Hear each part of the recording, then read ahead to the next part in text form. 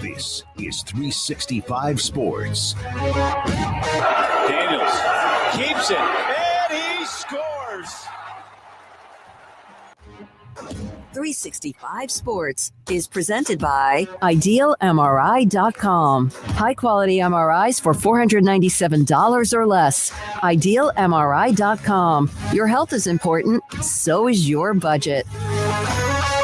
Underneath, Smith gets to the corner.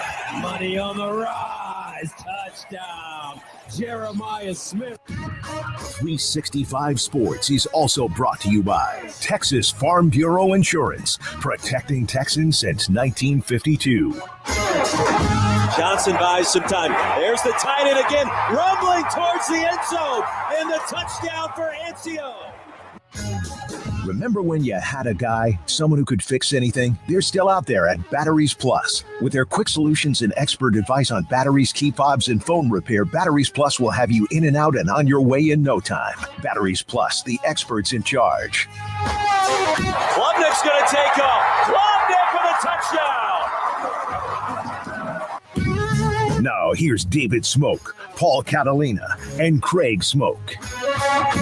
And here we go on this Thursday afternoon. Good afternoon, 365 Sports.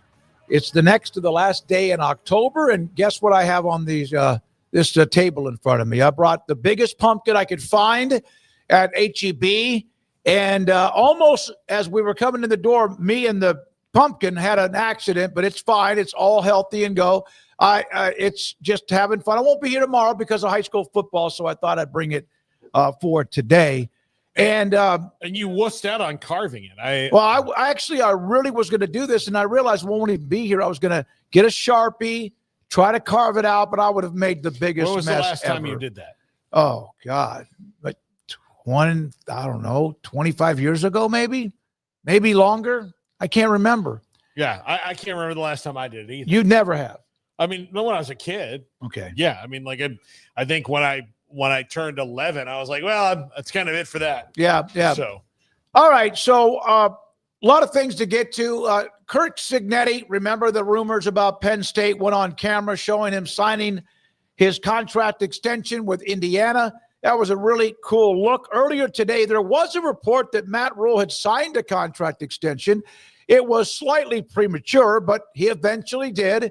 And he has signed a 2-year extension. It's not like 2 years from today.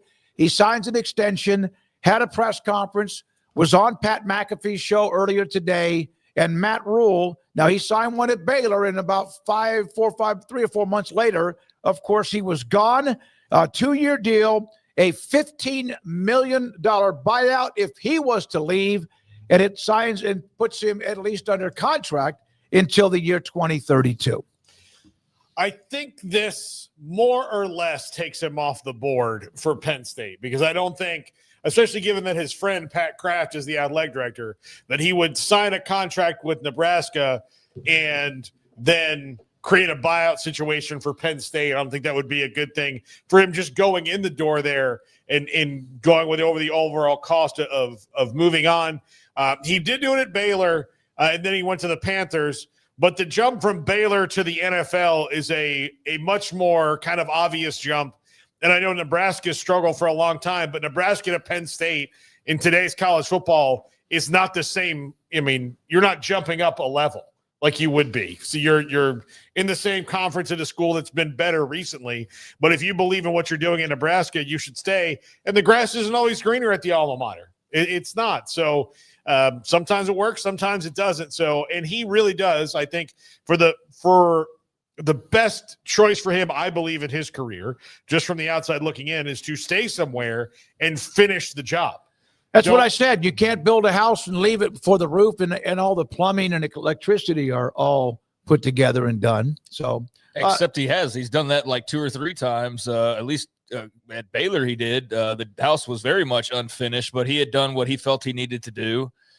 So, good for Matt to get another bump. I mean, I know it's not an increase in his compensation, but it is an increase in the buyout and just the kind of security around him. So he's further reinforced than he already was, and he was already a top 15 paid coach just based on compensation. So I think it's great for those Nebraska fans that were afraid to lose him and that believe that he's the right guy. I think that it's obviously great for Rhule and his family and his coaching staff and his players who love him. And I also think it's probably a bit of a relief for Penn State fans who didn't want him to be their next head football coach. And I think there are a lot of those people as well. I think this is kind of an example of where you see the crazy Louisiana governor who is just, what a mess that whole situation is. I know we'll talk about, but when he does talk about coaching contracts and kind of how absurd they're getting, I think this is a guy that you can look at. I mean, 80% guaranteed money. And for what? And look, I say this as somebody who likes Matt Rhule, but he's just the example today of a coach signing another rearranged contract. And again, I know he's not going from making 10 a year to like 15. This has nothing to do with his yearly salary, but 80% guaranteed money. Well, for what? Stuart Mandel, the contract 90% guaranteed. He 90. Said the current buyout, if fired, has now increased from what was $49 million to $71 million. Which is and just like 6-2, and they'll probably lose 3 of the last 4 games this season. I mean, again, this is not anti-Rhule or Nebraska at all. I mean, it's just the example though of like kind of how absurd the buyouts are. But hey, they want to keep him in place, and yeah, I can almost guarantee there's nobody that's going to pay a $70 million buyout. Not that would, I'm assuming, go down gradually. But yeah, nobody's touching that. Nobody's touching that. So he'll be at Nebraska for the foreseeable future, and that's great news for that program. And I'm happy for him. Like Matt Rhule a lot. Enjoyed when we got to go visit Lincoln last year. It was an incredible experience. So good for the Nebraska fans as well, who I know can't really settle until they knew for sure. And we've been there. We've seen it up close how when no matter what you're doing at the end of a season, even if you're having success, at the whole time your coach is being rumored to go somewhere else, no matter what he's telling you, because they lie all the time, you can't enjoy it as much. So now I think Nebraska fans can take a deep breath and enjoy whatever is to come over the next 4 to 5, maybe even, probably not more than that, but they're not getting to the playoff, but you know what I mean? Like they can actually take a deep breath and actually feel like they don't have to look over their shoulder every day when it comes to the news reports. So that's great for them. And then for Penn State, this clearly shuts the door. I guess there's always the chance that it's still somewhat cracked, but I would doubt that it's worth exploring at this point.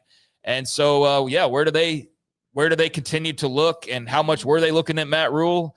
I'm curious to hear the details as this process goes along. Yeah, and Paul sent me a note from the report earlier, but it had not yet been signed, which is said he signed an extension. Traded a couple of texts with him, and good for him. I do know this. They've also, in the past, extended, Scott Frost. They extended Bill Callahan. And we know how none of that worked out, and hopefully it does. And so good for Matt Rhule and Nebraska, at least for him. And now we'll see what happens. He's already been better than both of them. He's taken them to back-to-back bowl games for the first time since I can't remember. Yeah, so that's not the standard. Yeah, he's better at a more natural fit for the program than Mike Riley was. Bo Pelini, obviously, I felt got the short end of the stick.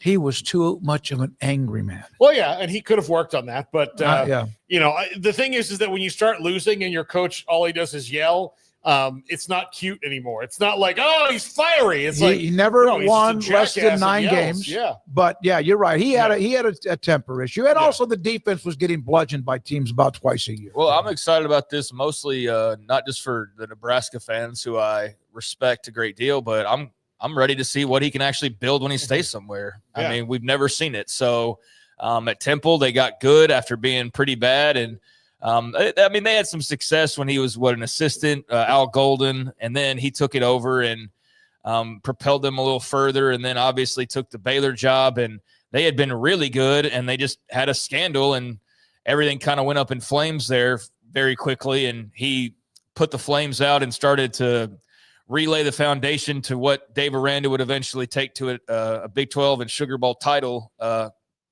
4 years after Rhule had originally been hired. So he's planted seeds.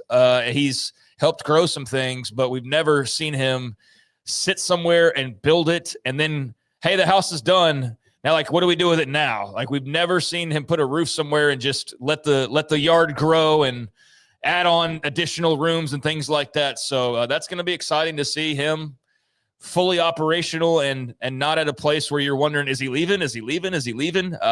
No, now he's building, he's going to build, and he's going to build, and we'll see what that turns into. All right, so there's that. Let's get to some of the injury reports and updates on games coming up, and we'll look at Craig's Off the Radar. We'll have what's going on tonight as well, among many other things. Jordan Tyson listed as doubtful for Saturday because of a hamstring injury. Xavier Alford hasn't played in a Big 12 game. The defensive back, we spoke with him at media days. He will not play this week with an undisclosed injury. And, of course, we know Iowa State goes into the game. They've now had, 2 or 3 games since both their cornerbacks have been out.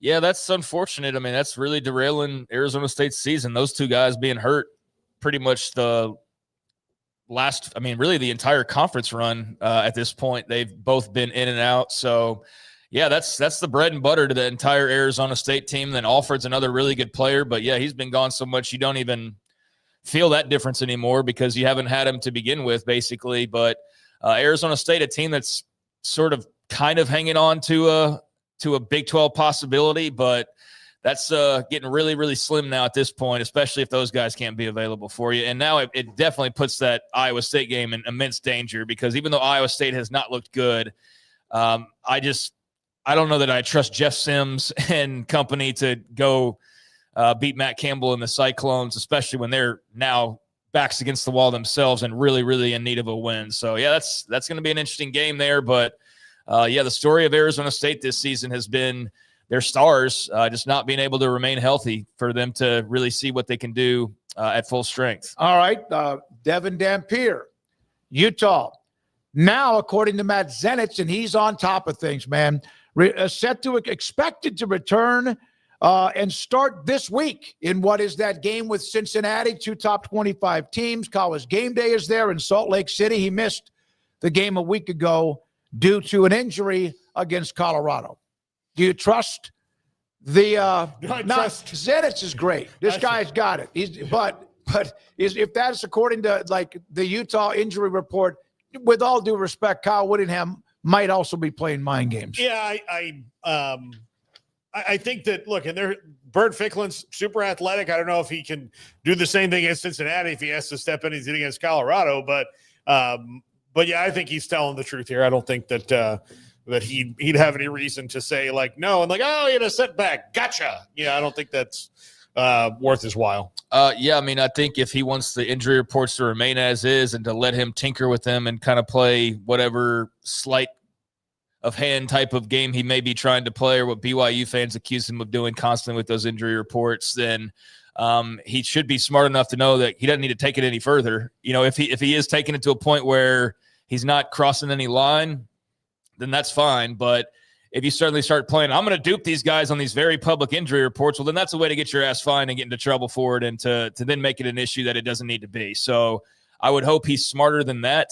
And, yeah, I trust what it says. I think Bird Ficklin, while very, very impressive last week, is another guy who we saw a little bit of, who got to play an opponent who had really no idea they were playing him and had no film really to speak of, to go off of. So how many guys have we seen come in and you go, based on the first time you ever see him and them catching somebody off guard, wow, that dude's going to be awesome. And then he's the starter and he stinks. Like, he's not very good. I don't think that's the case with Bert Ficklin, but I don't think that we can just go like, oh yeah, he's going to be great. Devin Dampier is far more proven. So if he's available, that's the obvious choice. And I think Whittingham even said something along the lines of like, there's no quarterback controversy here. Like, go ahead and put a kibosh on any talk of that.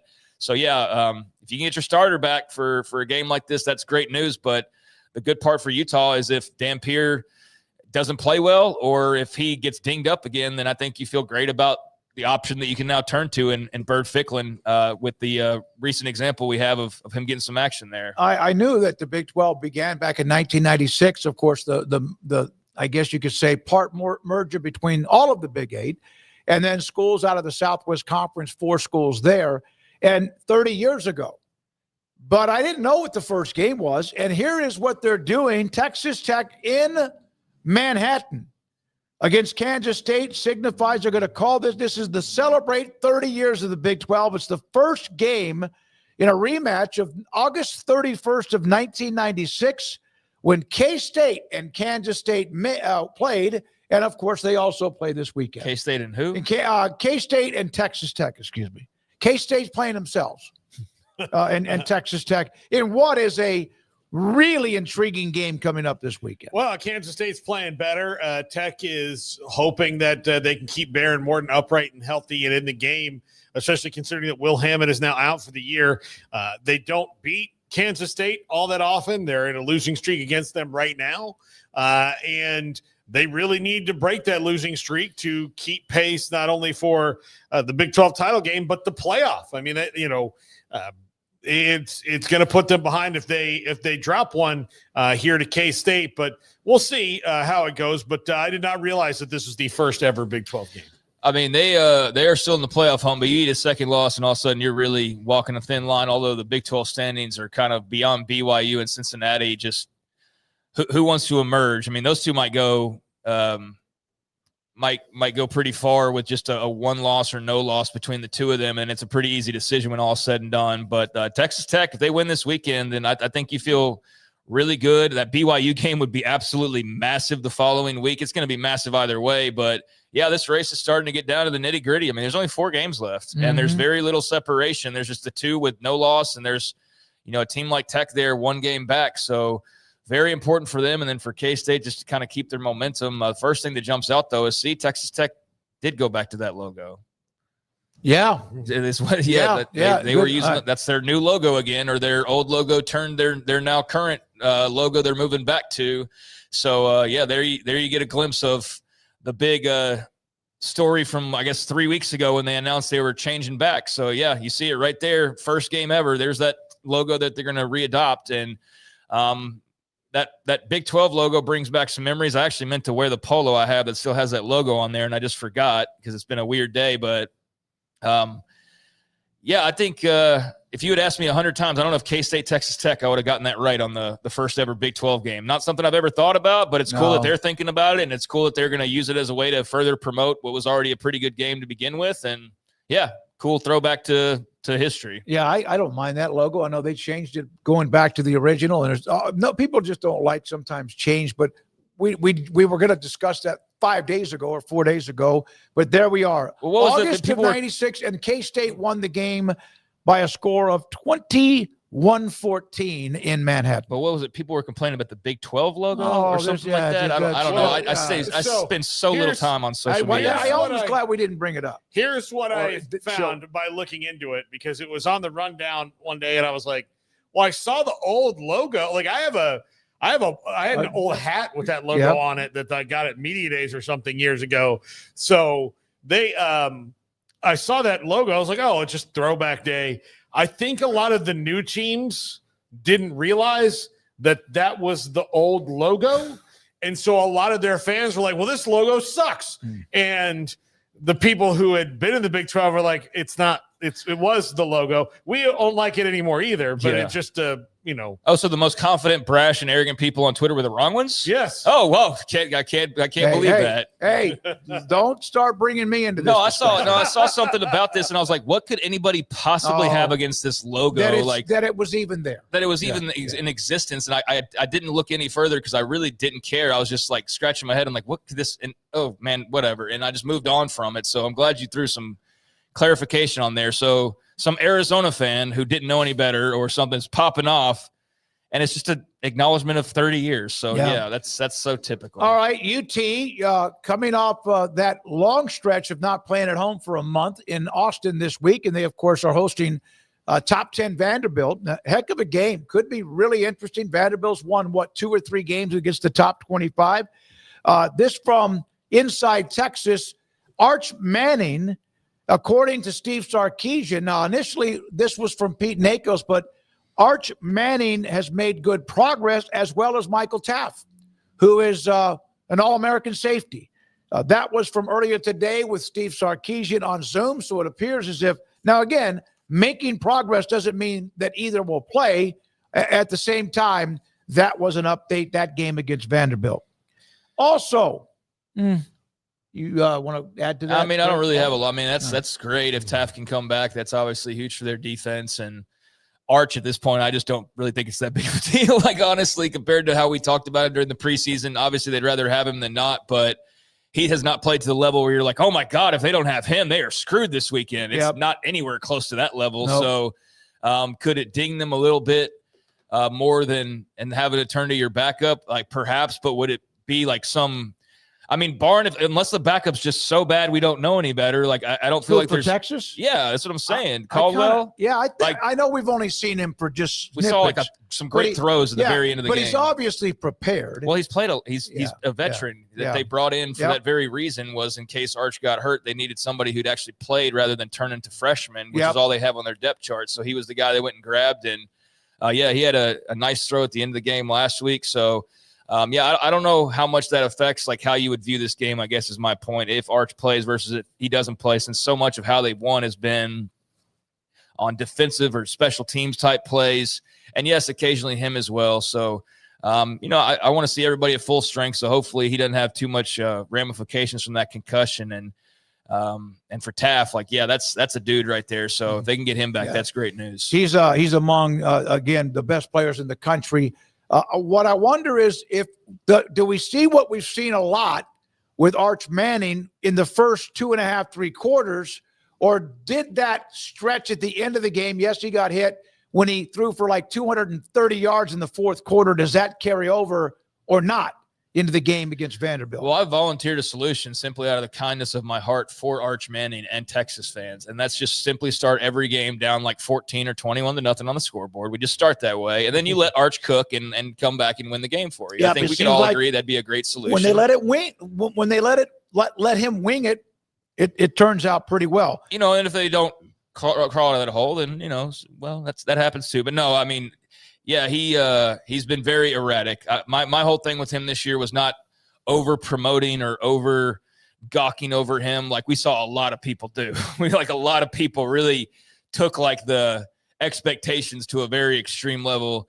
And then there were others who were just haters extraordinaire that gave him no credit whatsoever. And I found myself very much in the middle of those two extremes and just curious of what this season was going to look like. And it definitely hasn't lived up to expectations, but they're still in a spot where they can be in the SEC mix with a month to go. They can still get to the playoff. They can still win all those things, actually, but they are riding a little bit of a thin line. I don't know, what that does look like if he's not playing and they do have to turn to Caldwell, like how much of a difference that really would be. But he hasn't played, my point, to such an extreme level that's like, man, nobody can reach those heights. So maybe that's a small saving grace, but the Arch Manning story has not been what we thought it was going to be, or what a lot of people thought it was going to be. Not yet. But I'm going to show you something here in a minute about the possibility of the NFL draft if we get to it.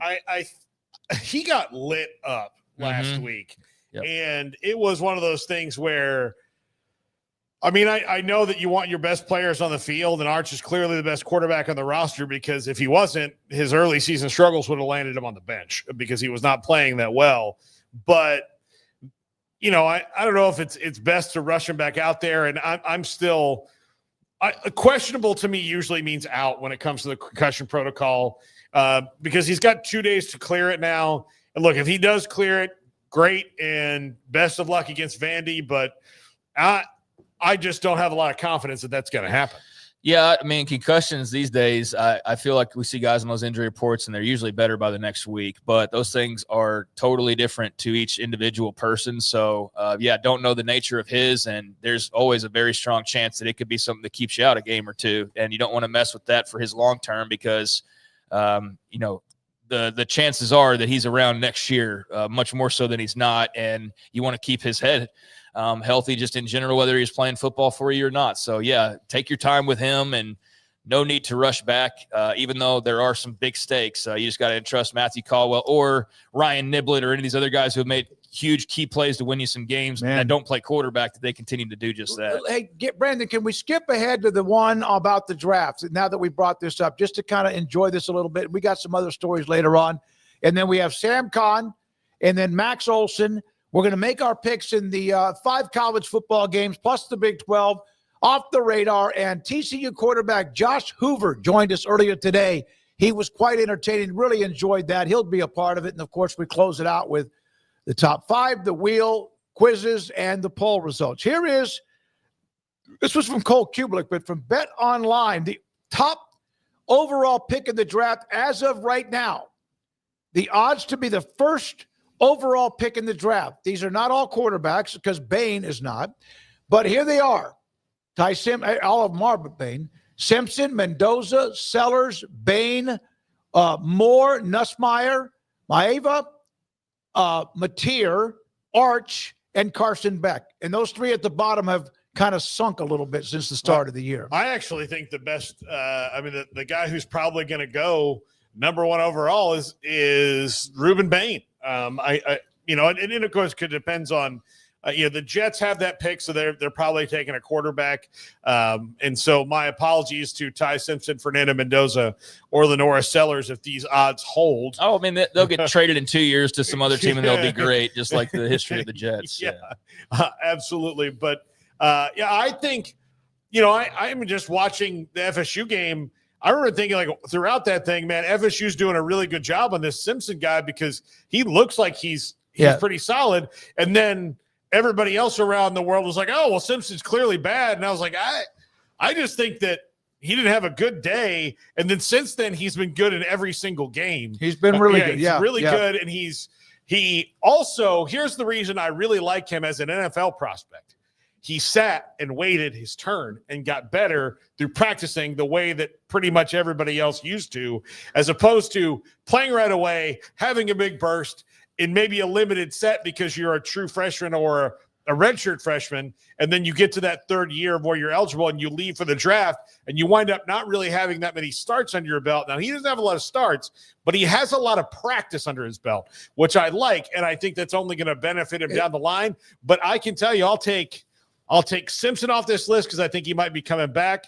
Arch Manning is probably coming back. Mateer's got to come back. What? He's got to come back. Mateer's coming back. And then Dante Moore, we'll see. I think he's probably coming back too. 2 guys on that list, you mentioned both of them. Simpson waited and Arch Manning waited. They both marinated, as I say, by not playing immediately. Arch played a little bit, but not immediately and forced into it. I mentioned them, but guess who else waited?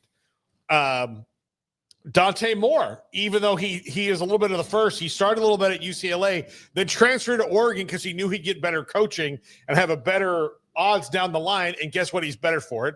Fernando Mendoza waited. Garrett Nussmeier he was behind Jaden Daniels. Garrett Nussmeier waited. So that was a terrible and that's decision. Worked out great. Yeah, it did. All right. Yeah, just for somebody who might be confused looking at this, because you see some of the names, you're like, there's no chance in hell. Like, where is Caleb Downs or any of the offensive linemen that have been talked about in the top 10. This is for the number 1 overall pick. Yeah, this so is those guys aren't going. Not number 7. But I also think with that in mind, there's like 5 names you could chop off this list that no chance in hell they're the number 1 overall pick. John Mateer is not going to be a number 1 overall pick in this year's NFL draft. Arch Manning, based on what we've seen, is not going to be a number 1 pick in this year's NFL draft. Jaden Mayaba is not going to be the number 1 pick in this year's NFL draft. Like, I think you could eliminate some of these names, but hey, people want to bet on them, keep them on there. If you're Vegas, if people want to go, man, I really love those Carson Beck odds, I'm going to throw a bunch on that 66-1. But yeah, I don't see Mateer Manning. I mean, I suppose they could go to the NFL, but I just think they're both well better served coming back for another year. Yeah, I'll do it right now because it'll get clicks and views. If Carson Beck goes number 1 overall, I will write a love poem to Miami Hurricanes. Okay, yeah. Well, I'll mark that. Go ahead. Yeah, Man. I feel pretty confident that I won't have to do that. God, but good for him if he makes it up there. Go Carson Beck, baby. All right, when we come back, Sam Kahn, Max Olsen, we'll have our picks today. And TCU quarterback Josh Hoover, a lot to get to.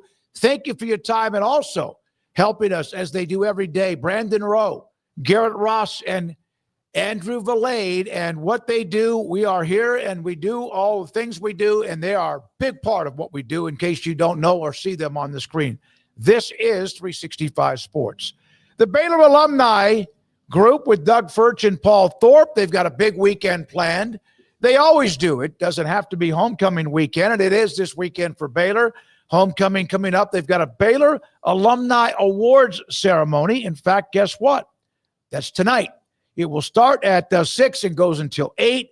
It'll be at the ballroom inside the Hurd Grand Ballroom, the Hurd Center, which is the beautiful building that they have just now on campus, built it, I guess opened up about a year ago or so. They have all sorts of reunions, and then on game day, they'll have their tailgate with great food, fun, festivities, music, and more. And right across the pedestrian bridge on the southeast side of McLean Stadium and the Brazos River. It's the Baylor Alumni Group. If you want more information, if you're going to throw a watch party down the road or anywhere and you want to publicize it and get it out, the word, they can help you. Paul Thorpe and Doug Furch, the Baylor Alumni Group. My go-to guy. Can you fix my smartphone? Yes. Do you have car batteries? Yeah. What about golf car batteries? Of course. Battery from a G-Fob? Absolutely. My boat? Huge variety. Toy boat? Sure. Motorcycles? You bet. My apartment building? Whole building. Do you have batteries for my party lights? Yeah. Batteries Plus, the experts in charge. Overwhelmed by your inbox? Clean Email is here to help. Organize, clean, and manage your emails with powerful automation tools. Say goodbye to spam and clutter and enjoy a stress-free inbox. Try Clean Email today at cleanemail.com. Golfballs.com carries the latest selection of golf balls, clubs, and gear from brands such as Titleist, TaylorMade, and Callaway. Golfballs.com remains the world leader in golf customization. And of course, online at golfballs.com. UBO Business Services. We are a studies-based service organization that is the best in Texas when it comes to copiers, printers, and scanners. The way we quantify that is through a company used by millions of corporations called Net Promoter Score. What Net Promoter Score looks at are your Google reviews. We have a better Net Promoter Score than HEB with a 65 and Ritz-Carlton Hotels with a 70. According to Net Promoter Score, if you're a 70 or above, you're considered world-class in customer service. UBO Business Services is an 86 when it comes to Net Promoter Score. You can find us at ubeo.com, ubeo.com. It's back 0% for 72 months on all 2025 Ram 1500 trucks during the Drive into Fall event at Allen Samuels in Waco. Check out a 2025 Ram 1500 Laramie Crew Cab with a massive $16,000 off, or a 2025 Ram 1500 Lone Star Crew Cab with $12,000 off, and both at 3.9 for 72 months. And if you drive a Ford, Toyota, or GM, get an extra $1,500 bonus cash. Allen Samuels in Waco. Come by, let's be friends. Did you know that 1 out of every 4 men have symptomatic low levels of testosterone and don't even know it? And if you think you're too young to worry about it, guess again. Low T levels can make you feel tired and grumpy, raise your cholesterol, and cause weight gain. Petty Clinic Low T can set up same-day blood screening and results. So if you're tired of being tired, call or go online at pettycliniclowt.com. It's a private clinic with an atmosphere catering to men. Affordable, only $165 a month, including lab work, office consultation, testosterone injections, and follow-up visits, compared to $300 or more a month in Dallas or Austin. And you don't have to drive 90 miles one way or the other and fight the traffic. Petty Clinic Low T has board-certified physician consultations and will provide the best form of brand strength testosterone. Contact Petty Clinic Low T for increased energy, improvement in sexual desire and performance, mood, concentration, even a decrease in body and belly fat. Just off Highway 84 and Old Hewitt Drive in Woodway, pettycliniclowt.com. It's football season, and we can create your outdoor tailgating spaces that is actually a part of your home. Bifold doors that tie in the inside and the outside, and you can gain anywhere from 1,000 to 5,000 square feet living space, all while taking in the big game, poolside. Call us at Gather & Co. Kitchen and Bath, where we can create your unique tailgating space. You got batteries for my side-by-side? Yes. Replace my flashlight? Sure thing. What about my business? Oh, good one. 100%. Batteries for my fleet of trucks? Gas floor scrubbers? Yes, and fire panels. We have pallets of batteries. Well, what about... As your go-to guy, if it needs a battery, we have it. Well, that's all you had to say. Could have led with that. Batteries Plus, the experts in charge. This is 365 Sports. The 3 o'clock hour is sponsored by Waco Custom Marketplace. Meats, sweets, Texas treats, and a cut above the rest. 425 Lake Air Drive, Waco. Well, it is Thursday, and it is Con time. Sam Con, theathletic.com, joined us on 365 Sports. And Sam, what are your thoughts? And thank you for your time. How do you view what you see going on at LSU with all the politics and politicians now involved? Could this end up, if not already, an absolute mess? We got him? Hold on. Well, is he on? All right, we'll see if we get him connected. We'll try to get Sam Con connected. Not on? Brandon, you say, okay. By the way, there's a going on. I'll do this, and if he connects, we'll go straight to him. We got to get that figured out. Paul, there's somebody in the chat room who said Paul's not going to ever fulfill the bet he never did with Olive Garden, and I blasted away at him. No, Patrick Cheney, you missed it. Yeah, no, listen, I ate that ass on a plate right here on camera, and we have video of it. So, yeah, no, I've fulfilled that. All right. I even had to spend $40 of my own damn money. Yeah, it was the best things you've ever spent, ever. So, Patrick Cheney, if you miss a show, man, the show goes on without you, so don't miss one. But we did do that. We're trying to read us. Whoop, I heard your phone, Garrett, when you set it down. Sam Con with us, theathletic.com. Sam, sorry about that. How would you describe the LSU right now? Not only the firing of Brian Kelly, but the aftermath as well. It's a circus. I was texting with somebody that I know that's an LSU grad, and I said, it's incredible that it only took 3 days for this search to turn into an absolute circus.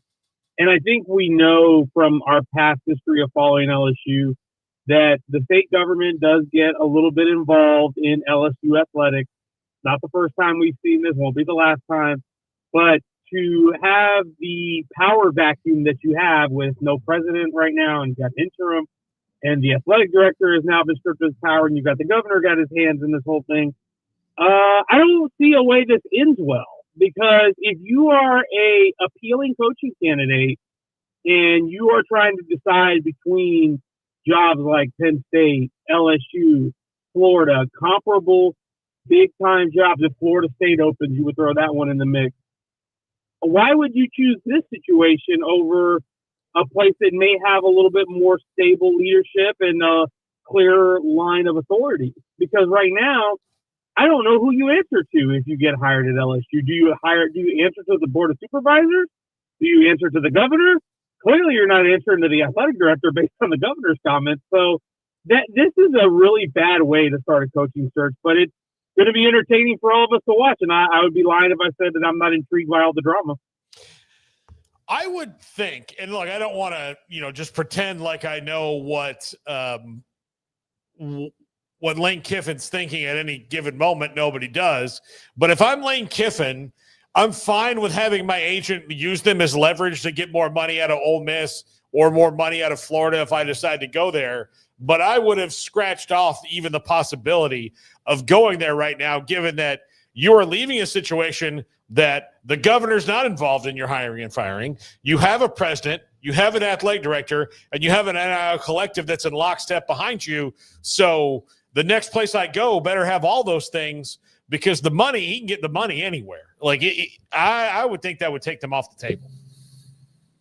You would think, but this can change quickly too, because they are searching for a president. If they are able to get a president, let's say in the next couple of weeks, then maybe that president restores some order. And maybe you have, whether it's you're sticking with Scott Woodward or you're not, if you get a new AD in, obviously that process takes some time as well. And that's where you end up with a situation that could be messy, because if you have a president but you don't have an AD, I think a head coach is a little bit more reticent to commit to a place where you're not hired by the athletic director. So I think it's fair to say, if you're Lane Kiffin, hey, maybe this is not the best situation. And you're right, roster budget is the number one priority. Is do you have enough money to compete and get a competitive roster? And if you can do that, then you can coach just about anywhere. But LSU is still a top job. It's still advantageous because of its proximity to talent, and not just its proximity to talent, but how easy it is to win on the in-state talent, because Louisiana produces a lot of talent, and most of those kids in that state grew up wanting to go to LSU. So it still is an attractive job. It's still a job you can win, but you may knock off some of the top candidates with this mess until you get a president in there.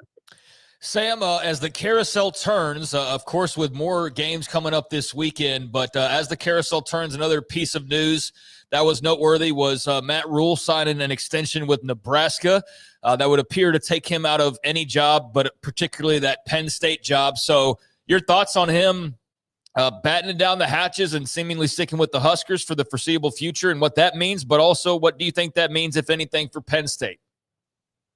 Not really surprised at all by it. I did not think. I thought that Rhule would at least explore it, and I think we would all be ignorant to think that he probably hasn't at least had a conversation with the AD there, because they're tight. I mean, they're friends. They vacation together and things like that. So I mean, I'd have to imagine they've at least talked. And so.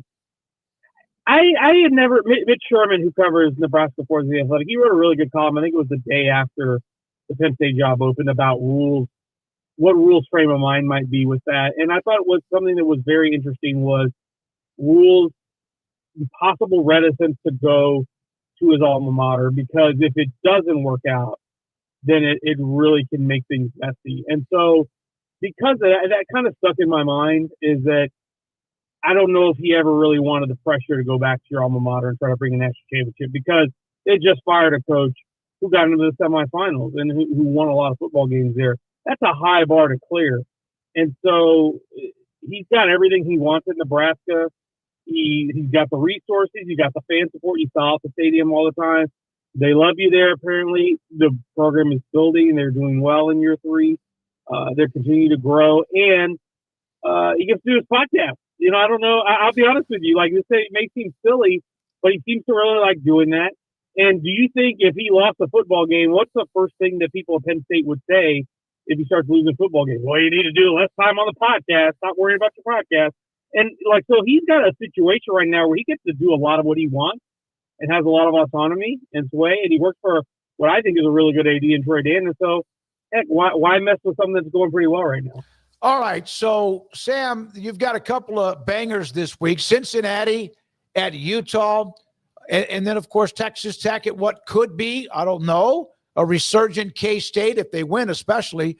But a couple of games, and there's others, but these two games and your thoughts. Let's start with Salt Lake City, Utah, and Cincinnati.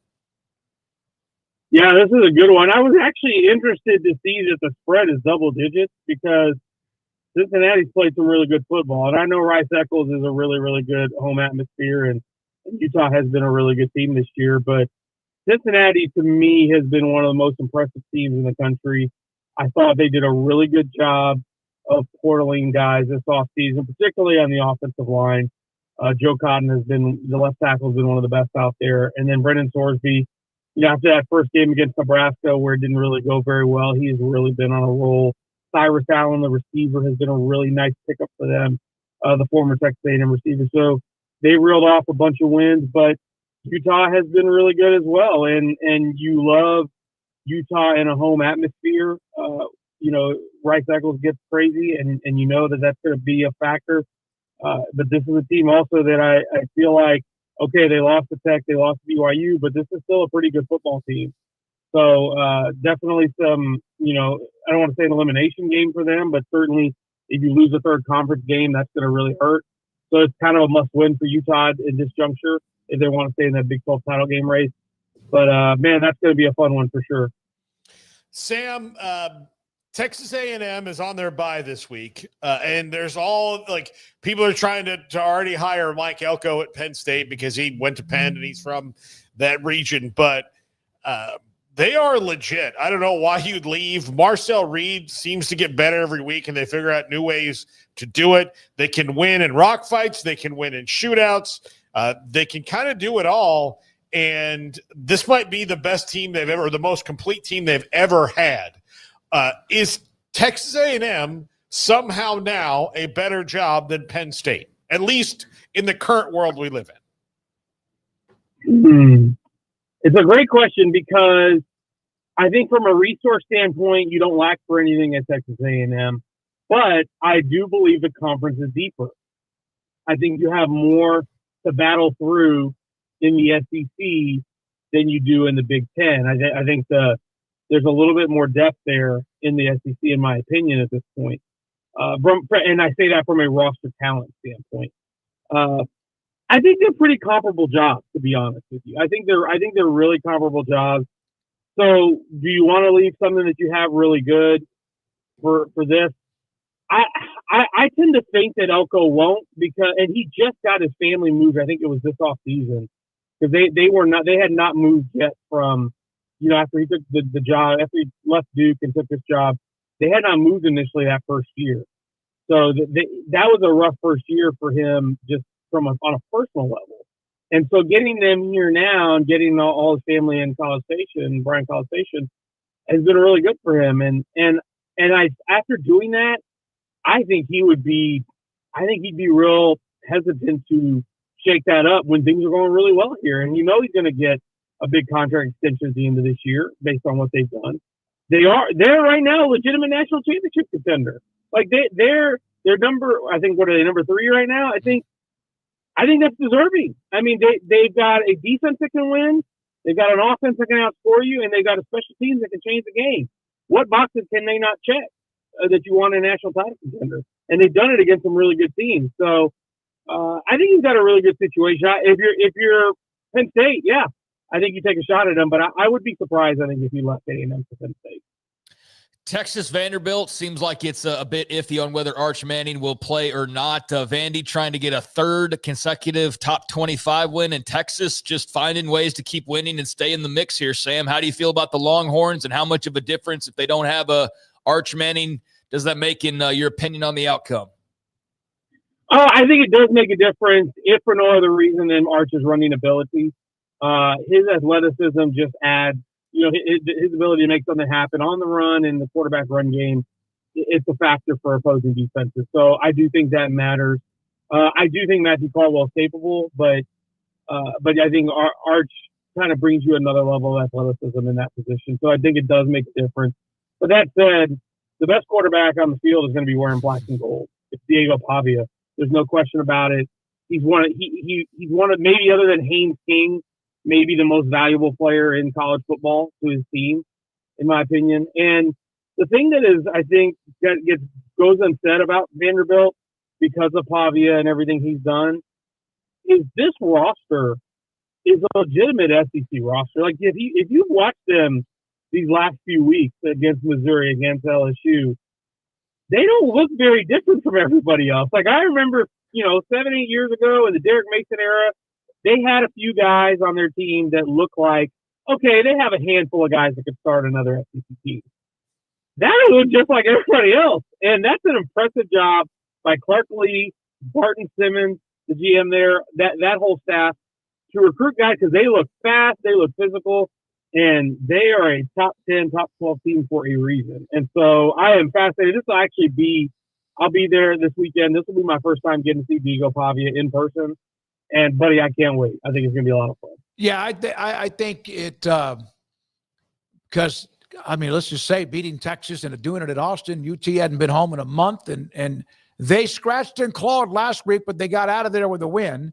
So That's all that matters is win and move on. And that's exactly what Texas has done, what they did on the road and found a way. How deadly Levy's got some momentum despite the finish, but how good God can you imagine what that would have meant if they'd been able to close out that game and win it? Oh, man. I mean, I know the fans of Starkville were just sick because they had that game in their hands. I mean, they were up 17. And that would have been a really big step. But you can see the progress, I think. You can see that program has taken a step from last year. They are better, more, the way they closed out against Arizona State earlier this year was a really big step. I know they've lost 4 in a row now, but that schedule has been a monster for them ever since, that they started 4-0. But you can see, like, they're almost there. I think they've lost 3 games in the SEC play by 1 score. They're getting there. And I think Jeff Levy's making some progress, and there's definitely reasons to be encouraged, and maybe they got Arkansas coming up. Maybe they get a chance to steal one down the stretch here, but good team. And Texas, to your point, I mean they were lucky and fortunate to get out with that win. They still have the defense, in my opinion, when they're hitting on all cylinders to win any game. They just got to be cleaner offensively. Got to take care of the football.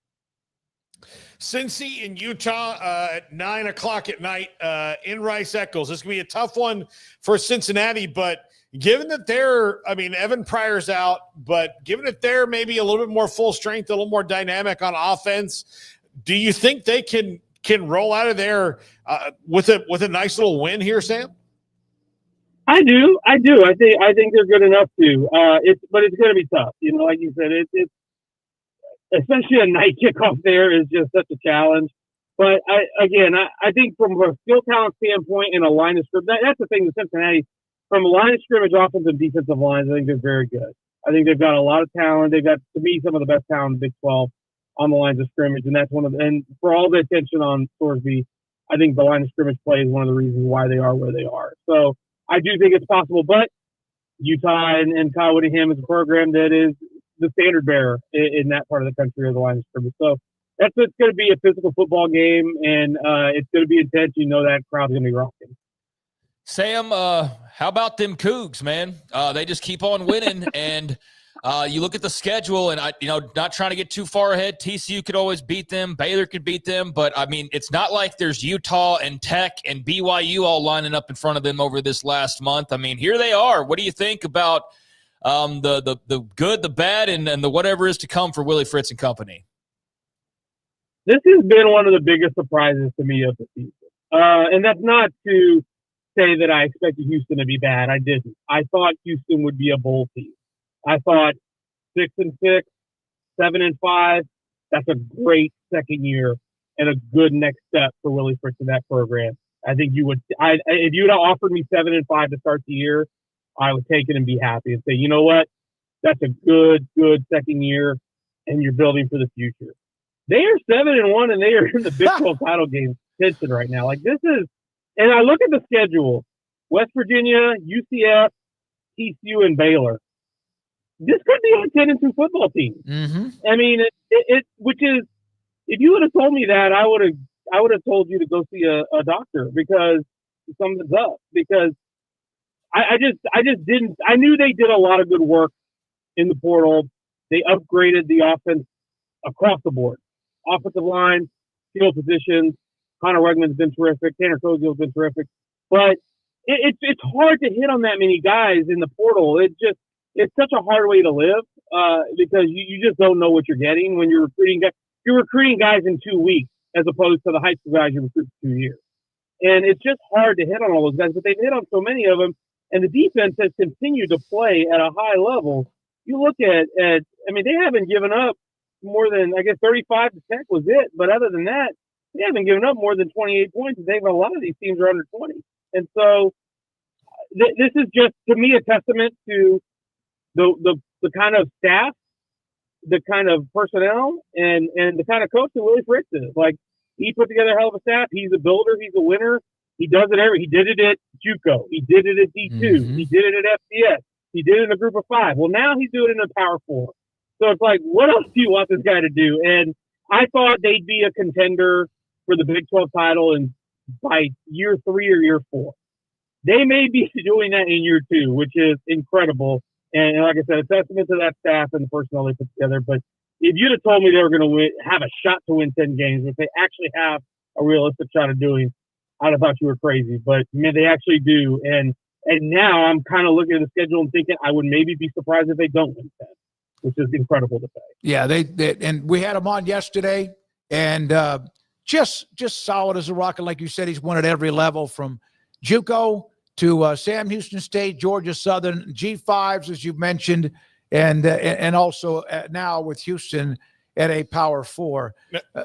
I do have to ask Sam before we have to let him go. You're going to Austin. I know that you can maybe swing that in a day, but will you make a barbecue or a culinary stop there? No, I will not. I do not have time to waste on Saturday before or after the game because my kid plays soccer on Sunday morning and it's an early kickoff on Sunday morning. So I do not want to be getting back super late. So as soon as the game's over and I file my story, I'm heading back home so I can be a good dad at my kid's soccer game. Good for you. Good for you. Sam, get your voice back. I'm starting to have mine kind of go down the drain a little bit too. Be careful. Have fun in Austin. And thank you for your time. Enjoy the soccer match on Sunday. Thanks so much. Y'all take care. It's Sam Kahn. What time is it? It's Sam Kahn time, Thursdays at 3:30. Now, when we come back, Max Olsen, we shown his stop rate. Let's do the stop rate and then break and come back with Max because we'll bring it up, but we'll have it up. Do you have that, Brandon? Here's the stop rate as of through last week. Now, sometimes people get mixed up on the totality of the total part of the season rather than week by week. Brandon, you have it? Okay. So the stop rate, defenses, and how often they stop. Ohio State, not a surprise. Tech, still there. Not a surprise. UT, my goodness, they had time. You wondered about that game. It kind of got away from them defensively against Mississippi State, but then when they had to make plays, they did. We know Iowa was going to be a part of it. There's Indiana, which is kind of the part that gets overlooked, and then you go down the list. Utah from the Big 12 is a part of it too, and then Alabama in at number 20. There we go with the stop rate. Yeah, we'll ask Max about that when we come back. Ohio State, Matt Patricia. I'm doing this new thing where I like to admit asking for forgiveness. Well, no, yes, I've done that, but like where I like to admit what I'm wrong about because I like to set an example because I think we all need that in today's society. But I was dead wrong about Matt Patricia and Ohio State. I thought like, okay, this guy's never been anything without Belichick. It's not gonna work out. He doesn't know the college game. Nope, wrong. He's so far been absolutely soul crushing to the other teams. That you cannot pee a drop against Ohio State. Yeah, I mean he's been very good. I didn't really have I didn't have any opinion really on Patricia, whether it was going to work out or not. Didn't spend a lot of time thinking about it, but obviously, despite any NFL struggles, to still be coaching in the NFL, you got to be pretty damn good at what you're doing, especially to be around as long as he was and who he was around and the type of successes that he had in certain places. So, he's got them rolling on defense. Texas Tech, I mean, right there at number 2. That's a big part of their story and will need to be even more of a part of their story with the offense looking just a little bit shakier now that you're relying on one guy to basically stay healthy to ensure that you can keep this thing upright on that side of the football moving forward. So, they've spent huge, as well documented, and they've seen a return on their investment defensively. That's for sure. And this is even with the loss of Skylar Gill-Howard here recently. So, they put their money where their mouth is, and they're walking the walk, not just talking the talk on defense. And then, I mean, good for San Diego State. They've had a really good year. Maybe they're a team that we're talking about in this new Pac-12 when that gets underway next season as being one of the front runners in that league. But I don't think we're going to be talking about Texas State right out of the gates based on what we've seen. I bring them up because I was thinking about, because Sam's the tech expert, I was thinking about bringing up GJ and the Bobcats and their struggles, but I'll wait till that goes a little further down the road. But yeah, man, San Diego State will be a good member of that new pack. And then Texas, we see it week in and week out. It seems like they're making some type of goal line stand to save a game or to stay in a game or whatever. They're very, very good. And Yeah, it's a cool list to look at. For those that don't know, it's how many times your opponent gets it's a percentage of opponent drives that do not end in some type of a score and ends in rather than a score, a punt or a turnover on downs. So these are the teams that are forcing the most punts, turnovers on downs when stopping offenses. So. Well, and as Texas Tech, we know, has been pretty solid about that for the most part. And then Ohio State's a quarter of a point higher. Better. That's crazy. Lower, but that means better. All right, when we come back, Max Olsen, we'll get into that with Max along with a few other nuggets too. We will have TCU quarterback Josh Hoover in an hour. Much more to get to. Our picks at 425. This is 365 Sports. Waco Custom Marketplace. You talk about a passionate fan. It is Brian Bauer. The Bauer family has been in part of the butcher shop business for a long, long time. Waco Custom Marketplace is a store, like a hometown grocery store. If you walked in the door, you'd go, yep, that's the way it feels. They have a butcher shop and bakery, full service for both, and cold beer and wine. So let's say this weekend you have not yet gotten what you need when it comes to tailgating. Whether you're from here and you're going down to Austin to watch that game, or you're going to be around town to watch the one at McLean Stadium or anywhere close. They have tri-tip, and they have brisket, and they have sausage that they make in store. And, of course, if you want chicken wings, and you can keep going on and on and on. Boudin, that's also something that they have available. But on top of that, the pellet fuel and charcoal, marinades, seasonings. You want it, they have it. Waco Custom Marketplace on Lake Air Drive in Waco. I'm Camille Johnson with Camille Johnson Realtors. We specialize in selling residential real estate agent all across our community, and we love serving all types of families. We have been in business at Camille Johnson Realtors for almost 9 years, and I have been a residential real estate agent for almost 40 years. And we love our partnership with 365. So thank you for partnering with me, and thank you so much to all of my clients who have made our company a success. No car payments for 90 days when you bring your auto loan home to Genco. Get 4.79% for 48 months and make no payments until 2026. Plus, get entered to win 3 months of no car payments. Bring your auto loan home to Genco. Lower your interest rate, save money, and no payments until 2026. For details, go to GencoFCU.org. My money, my future, my credit union. Genco.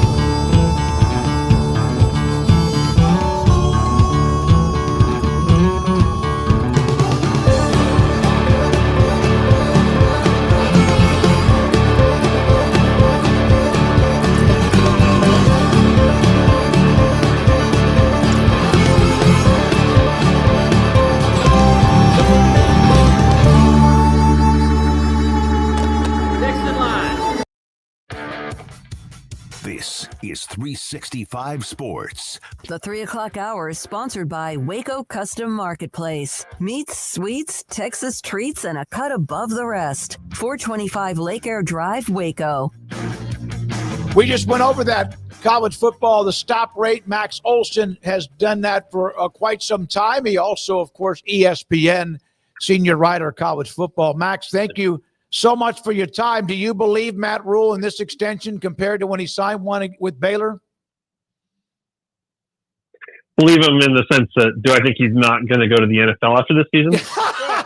Yeah, that's $67 million. Yeah, I don't think he's going to go to the NFL after this season. Yeah. I don't think that's the case. Do you think he's still on the map for Penn State? Oh, no. I think if Matt Rhule wanted to be the next head coach at Penn State, he and Pat Kraft could have probably worked that out a couple weeks ago, and they would have just tried to, kind of get through this season and then made that official at the end of November. No, I think if Matt Rhule wanted to be the head coach of Penn State, then he probably would be. I think that's been pretty clear. Everybody knows about their relationship, and I think when you fire James Franklin, you have a pretty good idea at the start of that process of who's the fit, and I think Matt Rhule is that guy. And it's going to be really interesting to see, can Penn State hire somebody who everyone's going to say, okay, yeah, wow, that is a better hire than James Franklin. I think it's going to be tough, especially if some of these guys just kind of continue to, prefer to stay put and leverage us for extensions and stuff like that. Yeah, no, I think Matt Rhule is, I think pretty genuine. This backs it up, but I think he's pretty genuine when he says that he's happy at Nebraska and he feels like this thing is really heading in the right direction. From a facility standpoint, they've got everything you could want. They're top 5 in the country, I think, in terms of their football building. They want more money for the roster as every coach in the country, but I think Matt Rhule and his family are happy in Lincoln, Nebraska, and they're not done building this. Yeah, and I said earlier, I'm excited, Max, to see what it actually looks like when he stays somewhere and builds it, right? Because all of his stops have been well documented, like 3 years and then move, 3 years, then move or whatever. And so we haven't seen him. We've seen him build great foundations, but not really build the first, second, third floors. And I'm pumped to see what that actually looks like. But how much? Well, but also you guys remember every year at Baylor, every offseason, it was interviewing with an NFL job, right? Yes. Yep. Yes. So that was an annual thing. And that was clear. There was a clear intrigue there of like, man, you're a pretty hot name among those guys. What if I did it? Obviously, that's the move he made. He went and he had that experience. And I'm not saying he would never coach in the NFL again, but I think that at that moment in time, and obviously Baylor was a unique choice for him in the first place coming from Temple, but I think at that point in time, there was a lot of intrigue about what would that look like? Could I do it? And, I think he's at a different point of his career now.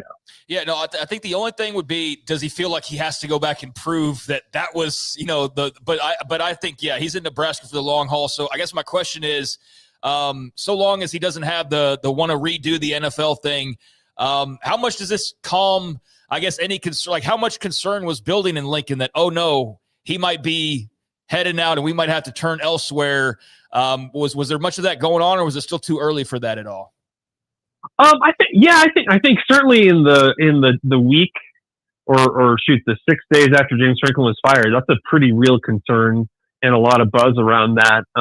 Because this, I think especially for Husker fans who have gone through a lot over the last decade or 2 decades, you sort of felt like at that point in time, man, you finally have just like a shred of momentum and a good start and all that kind of stuff. And then all of a sudden this happens and starting to kind of derail it. I think losing at Minnesota kind of killed the talk around here a little bit because it was just like, forget that. They gotta go get right. They gotta go, beat Northwestern and get bowl eligible and start taking care of business again. So you haven't heard as much Penn State talk here around here the last couple of weeks, but I've probably said to you guys before, this is for Troy Dannon, the Nebraska AD, something that I think they were aware of going into the season. They thought they had a good team, and they thought that obviously some big jobs were going to open up. You didn't totally expect Penn State, obviously, but I think in terms of extension talks and trying to take care of business there, that's something that Troy Dannon was already thinking about well before James Franklin was fired. So. To get it done before the USC game and all that, it's certainly a big deal for the future of the program. Yeah, and I do think that one of the things that even though he was always looking for something, he did get that NFL opportunity. He also got a ridiculous amount of money, and I think most everybody else would have left for Carolina based on what Tepper was paying him too. Now, what are your thoughts? How do you describe LSU athletics and the football program and what we've had since Brian Kelly was fired? Yeah, nothing but drama, right? I think that you're certainly, and I thought Ross Bellinger had a great piece today, but, you're certainly seeing how much the politicians are intertwined with the program there. And I think that's something that certainly a lot of people in the world of college athletics are really buzzing about, of just sort of like, are you kidding me? Like, what is going on down there? Like, is that really how it is? And I think, especially when you've got Landry calling out the coaching agents too, which is a bold move to start a coaching search. I think there's going to be, I think that's another one where it's like, just like Florida, if it's not Lane Kiffin, then man, what are we going to do? What does that look like? And I understand why LSU came to that conclusion on Brian Kelly. I think similar to Penn State, you're all in, you're trying to win a national championship. You get that third loss, you feel like you're out of it. And, I think that the head coach was just unpopular enough that it was like, let's just do this now, among the fan base. And so, yeah, we will see if Scott Woodward is still going to be the AD at LSU and have say in this stuff, or if he's going to be on the way out. And we'll see if LSU, if they can pull it off with Lane Kiffin. And if not, man, you're going to have a lot of coaches, really, really fighting for that job. But guys, with this many jobs opening up and big time jobs, and then guys re-signing, I think there's a couple things here. One, there's going to be some of these, like in Auburn or Florida State, where do you kind of say like, let's stay out of this. I don't know who we can get if we make a change. And then, a couple of years ago when we had these really big jobs open up, like nobody ever thought Lincoln Riley would leave Oklahoma. No one ever thought Brian Kelly would leave Notre Dame. So are we going to see a couple this offseason that just are mind-blowing that you never ever thought that person would leave? But hell, it's the LSU job and you can win a championship. So it's happening. Max, are you reporting that Steve Sarkisian's going to the NFL? Is that what you're saying? I never retweeted that. Okay. So the people, I know Sark was mad at everybody on that one. I did not partake in that one. Yeah, that was it. But isn't it funny, guys, to see just that kind of, that spread like wildfire on Saturday morning, like it did? Yeah, no, absolutely. And I understood his reaction based on the timing of it all. But I mean, but when you said hey, barring some like Lincoln Riley type of a surprise, I mean, I think that was still a bigger surprise than Sark even would be at this point. But that could be like, for example, a type of job that we don't anticipate, but something that could free up.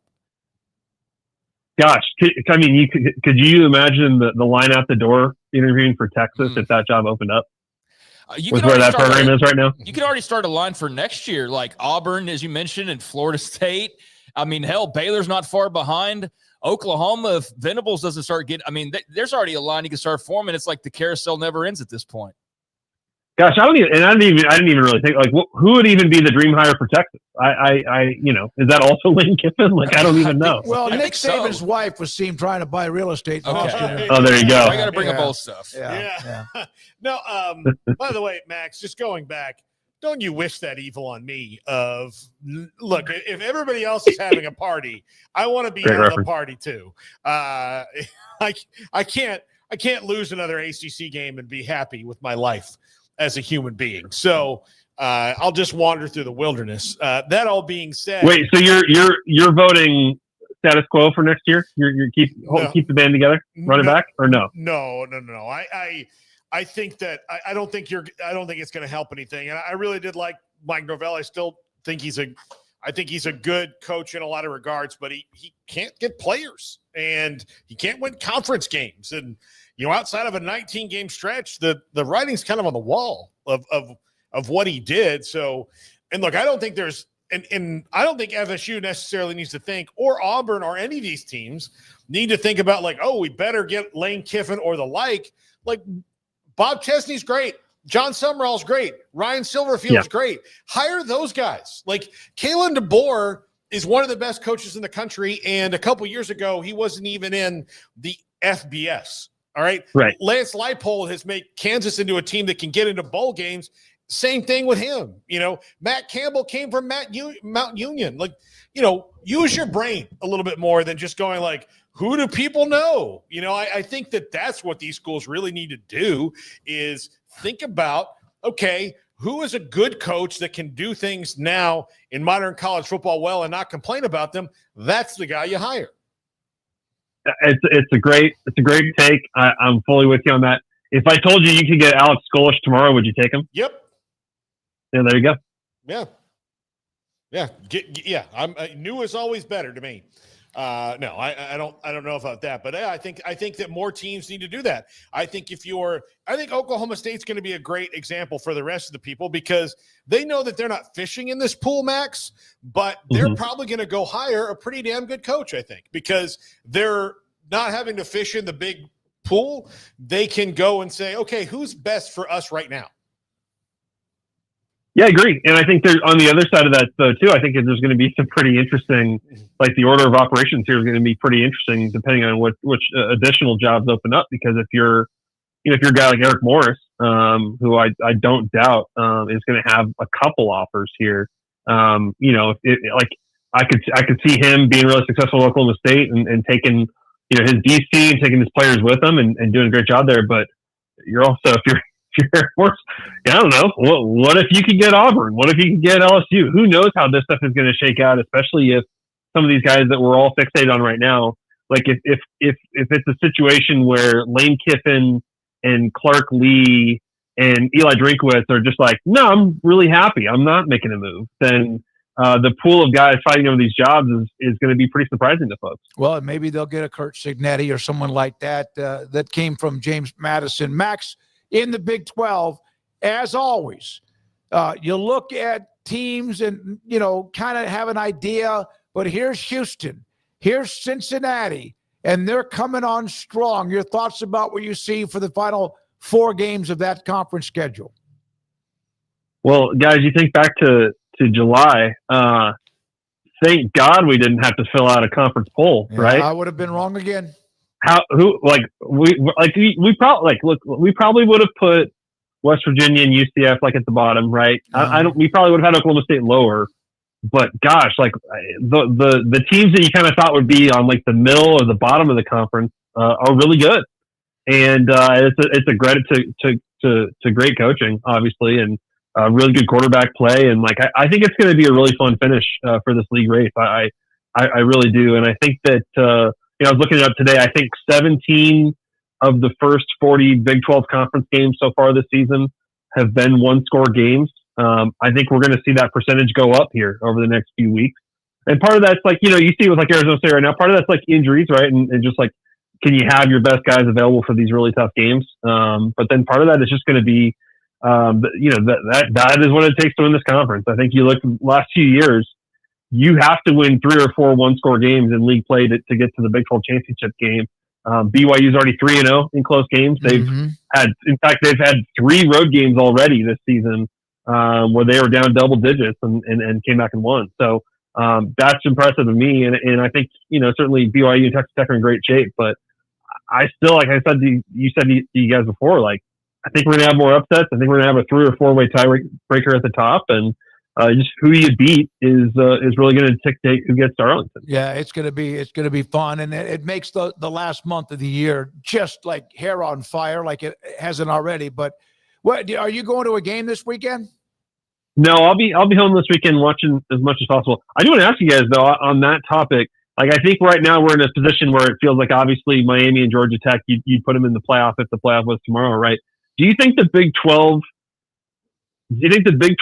2 best teams at the end of this, like, will be playoff worthy, whether it goes that way or not? Or do you think these guys are just going to beat each other up too much? I think it depends on BYU and Tech and how they finish the year, and they play each other next week. Yeah, can Bear Morton stay healthy now that Hammond's gone for the year? Yeah. I think is the key. Yeah. But yeah, I think what has to happen now is Tech has to beat BYU next week, so that they both just have the one loss. To be a part of the college football playoff is pretty much, because then you got a couple of losses, even if they somehow still play, well, unless they would have still have a chance to play for the conference title. They need 2 teams with 1 loss, or a team with 1 loss and a team with no losses, which is only BYU right now, to play. So they would, If BYU wins, then they need Houston to win out, which is very possible given their schedule. Or Cincinnati. Yeah. They need them to win out to do that, because if one of those teams has 2 losses, then I don't know. So it sounds, Max, like they have a very dimly lit path to having more than one team at this point. I think in the grand being reasonable. Yeah. Yeah. And I think the tough thing is, like, you don't even, like, ranked wins aren't even really a part of that conversation because you don't get that many opportunities at them. Right. So it's really about just like, Texas Tech kind of used their one mulligan in losing to Arizona State, and, BYU will have one as well. But I think if you're 10-2, you feel like we should be in the conversation here. But gosh, I think it's going to be tough this year. Yeah, I agree. And those top 25 wins, like teams appear, but they appear and they're like at 23 and then they lose and they're right back out. So it's so wishy-washy, even the teams that make it in. None of them really stick. Like Iowa State was in there for a while and now they're out. But yeah, I totally agree with you. It's going to be difficult. You kind of need the K-State TCU situation where it's like, well, yes, they lost the conference championship game, but they're in the playoff no matter what, right? Like, you kind of need one of those if you're the Big 12 to get 2 in. You need BYU to go unbeaten the rest of the way and lose a really competitive championship game to a team like Tech that has, I guess Tech would have to have 2 losses, but something like that. It would have to be a scenario like since they lose to Cincinnati, who's perfect the rest of the way, and then BYU takes their first loss in the title game. As of right now, the only team in the Big 12 with 2 wins against somebody in the top 25 is Arizona State. Yeah. That and obviously they're done. They're not, unless they somehow miraculously get in the championship game, they're not going to get into the college football playoff. But it's gonna. But it's funny. We also may be just like totally not even having our eye on the ball, and like it's going to be Cincinnati against Houston in the championship. You know. Yep. All just right, like we all predicted. Max, thank you, buddy. Appreciate your time as always. Have a great rest of the weekend. Hey, thanks, guys. Thank you. Max Olsen, ESPN, with us on 365 Sports, and we appreciate his time. We'll have our college football picks in just a moment. Also, Craig's off the radar. We'll be discussing the World Series at all and a couple of other nuggets. I'm just looking at the standings again, and I mean, with BYU and Tech playing each other, that takes some of the wind out of them being able to have the kind of scenario we were talking about. I really think it's like you need BYU to go perfect and then lose to a perfect, except for the loss to Nebraska, Cincinnati, and they both have 1 loss in a close game. And then, but even then, though, is the committee going to give Cincy and BYU both a playoff lifeline? The Big 12 champ will be fine, but I'm having a hard time seeing how that'll all work out. Now, I guess Tech could beat BYU next weekend, and then they rematch in the title game. They'd both have 1 loss, and then, that's a classic, and you feel like you can't really separate those two. That might be the most likely because I think both those teams actually have the respect, whereas a Cincinnati, a Houston, and those types of teams, I don't think are going to get the national benefit of the doubt if they're trying to be like the number 2 team that gets in. I think that's going to go to a 3rd SEC or a 4th SEC team or a 4th Big 10 team probably. So, it's a pickle they find themselves No, in. it is. It would be great if BYU and Texas Tech, for example, weren't playing. Right. And they could run the rest of the table and then play a hell of a game. But at the same time, man, Cincinnati, Houston, Utah, don't forget about them. They're all part of that conversation, and others still with a glimmer of hope to at least get to the game, win it, and get that berth into the college football 12-team playoff. We got to run, but Utah would have to go unbeaten the rest of the way. Absolutely. They can't lose again. They can't. When we come back, we'll have our college football pick. See how last week went, how this week might go, and more. Josh Hoover, TCU's record-breaking quarterback. He'll join us at 5. This is 365 Sports. Don Shumidor Coffee Beans in the Town West Shopping Center between Richland Drive and Valley Mills. I always love it. Like Brandon a couple of weeks ago or whenever it was his birthday. I've already forgotten that he's that old. And then he said, hey, man, I'm going. He was, in fact, on his way, about to walk in their door to Don Shumidor to get himself a birthday cigar. And he did, and obviously enjoyed it. Last week, I had a Pelican case with like 8 or 12 cigars in it, opened it up, and Brandon got one of those. Garrett got one of those. Logan got one of those. And I, of course, love smoking the cigars when I'm playing a round of golf, which I hope to be able to do sometime this weekend if it's not too chilly and cold or windy. But they have a 48-foot walk-in humidor. Macanudo, Ashton, Rocky Patel, Also, yes, Cohiba, Padron, all of what you want. Don Chubador and Coffee Bean with Cheyenne. And also Joshua. They're there open, Tuesday through early afternoon on Monday. Tuesday through early to mid-afternoon on Saturday, and then back open again the following week. Don Chubador and Coffee Beans in the Town West Shopping Center between Richland Drive and Valley Mills in Waco. 0% for 72 months on all 2025 Ram 1500 trucks during the Drive into Fall event at Allen Samuels in Waco. Check out a 2025 Ram 1500 Laramie Crew Cab with a massive $16,000 off, or a 2025 Ram 1500 Lone Star Crew Cab with $12,000 off, and both at 3.9 for 72 months. And if you drive a Ford, Toyota, or GM, get an extra $1,500 bonus cash. Allen Samuels in Waco. Come by. Let's be friends. Over 30% of adults struggle with chronic foot and joint pain, and many face mobility limitations as they age. But a revolutionary Comfort First slipper has taken the wellness world by storm. Try Cloud Slides and feel you are walking on the clouds. Cloud Slides. Football is back, and Underdog is the best place to make picks and win money all season long. Playing on Underdog is easy. Just pick whether your favorite players will go higher or lower on stats like touchdowns, receiving yards, interceptions, and more. Get your picks right and you could win up to 5,000 times your cash. You can play with as little as $1. Download the app today and sign up with promo code SPORTS365 to score $50 in bonus funds when you play your first $5. That's promo code SPORTS365. Millions of fans have already won billions making picks on Underdog. Will you be next? Underdog. Make picks. Win money. Must be 18 and up. 19 and up in Alabama, Nebraska, 19 and up, and in Colorado for some games, 21 and up in Arizona, Massachusetts, and Virginia.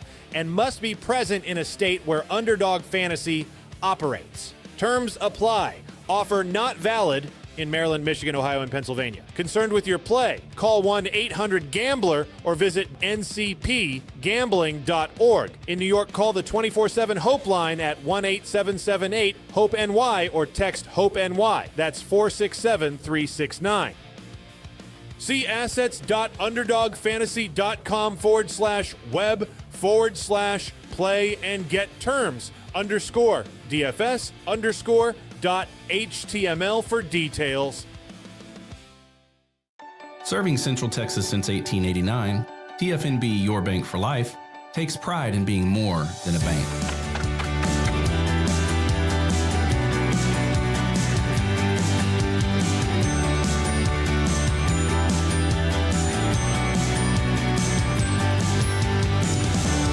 TFNB, we remain committed to these principles. If you value them too, come join us. TFNB, your bank for life. This is 365 Sports. The 3 o'clock hour is sponsored by Waco Custom Marketplace. Meats, sweets, Texas treats, and a cut above the rest. 425 Lake Air Drive, Waco. Welcome back, 365 Sports. It's time for our weekly pick'em. And this is how we did last week. We all missed Arizona State. I picked up a game. I'm over 500. Is that why I get to introduce the segment today? I picked up a game. On who? On Craig. Okay. And just on my yeah, record be in careful general. when you say you're picking up a game. Yeah, I didn't pick up a game on you, but we all thought Arizona State would win, and they did not. Of course, we made that prediction, and then the next day, Sam Levitt was out. So, or in the game, he got hurt. Sorry, that was last week. But yes, so there you see it. We all picked Vanderbilt. We all picked BYU. Craig picked Oklahoma, and they just keep letting you down, Craig.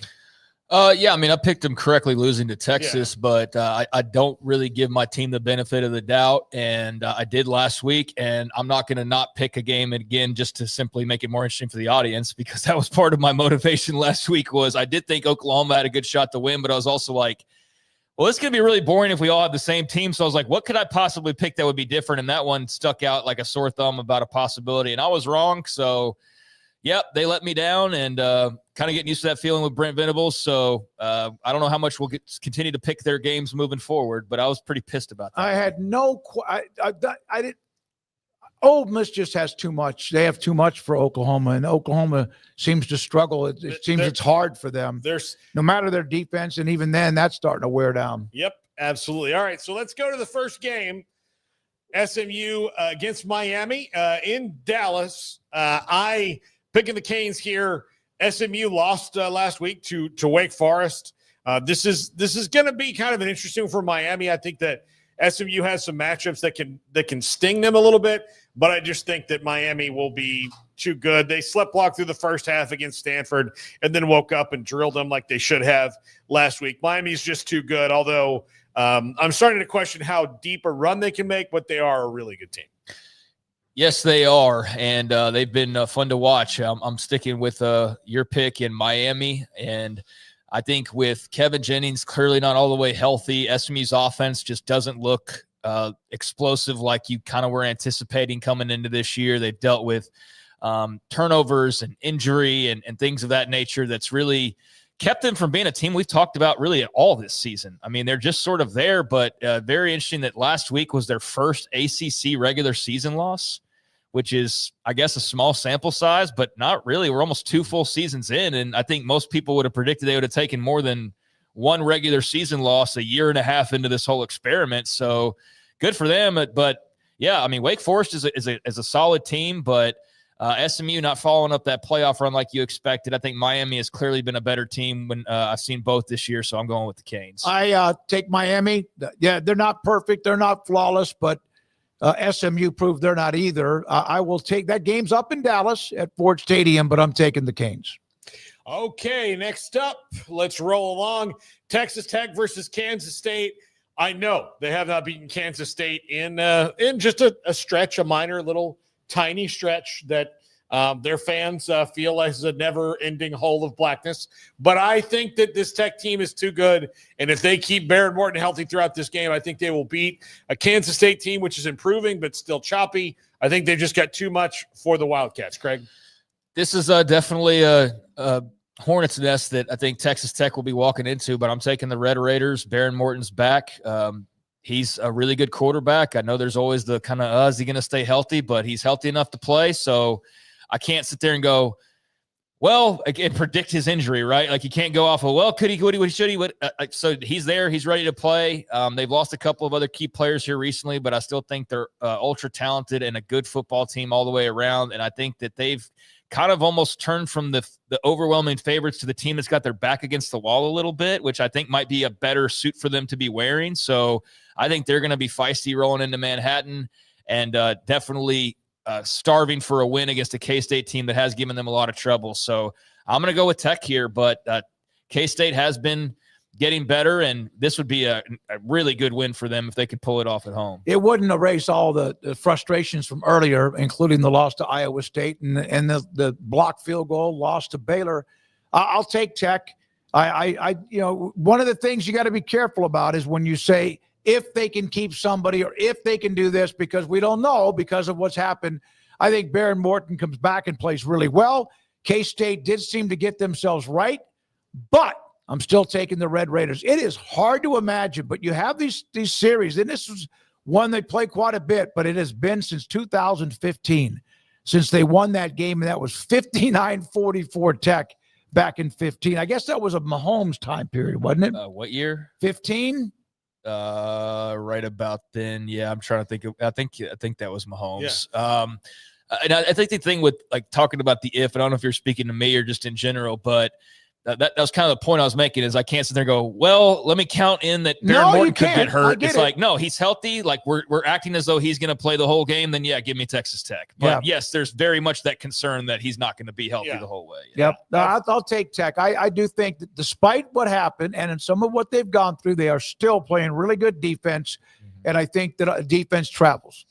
All right, next up, let's roll along here. Cincinnati against Utah. Utah's 10.5-point favorites in this game. Their defense is really good. I'm just not buying it. I think Utah is like Craig likes to say, they're fine. They're potentially good. They're fine. But I really like Cincinnati. I really like Sorsby. He's healthy. Devin Dampier is going to play, but he's not been consistently healthy. I'm taking Cincinnati late at night on the road. I know this is a bit of a swing, especially given the fact that Utah's 10.5-point favorites, but I think Vegas is wrong here. I think Cincinnati wins this game. All right, and this will be where either you pick up another game on me or I pick up another game on the lead over you, because I'm going Utah at home late Saturday night, whether it's Devin Dampier or we get some Bird Ficklin action. I think this is a great little matchup. I hope there's a nice audience for it. But, yeah, while I do say fine, and when I say fine, I do mean like they're fine. I think Utah's better than just fine. I do think they're better than just fine. I think Cincinnati's better than fine as well. But Utah at home, yes, we've already seen them lose there to Texas Tech, but was in a very competitive game.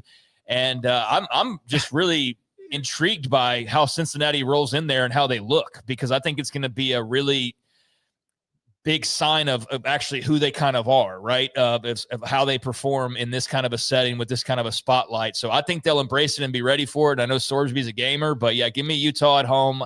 I think Dampier coming back slightly upgrades my opinion even more. But I think even the Bird Ficklin was starting, I think I would still go with Utah here. All right.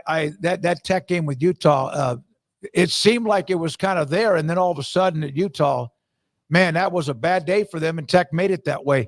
Do you realize that Kansas State has won the turnover battle as they've gotten healthy as far as back on track? We're not on Kansas State right now. That's what I meant. Yeah. I'm taking Utah. Thank you, Smokey. Where's that little bozo clown thing that comes out?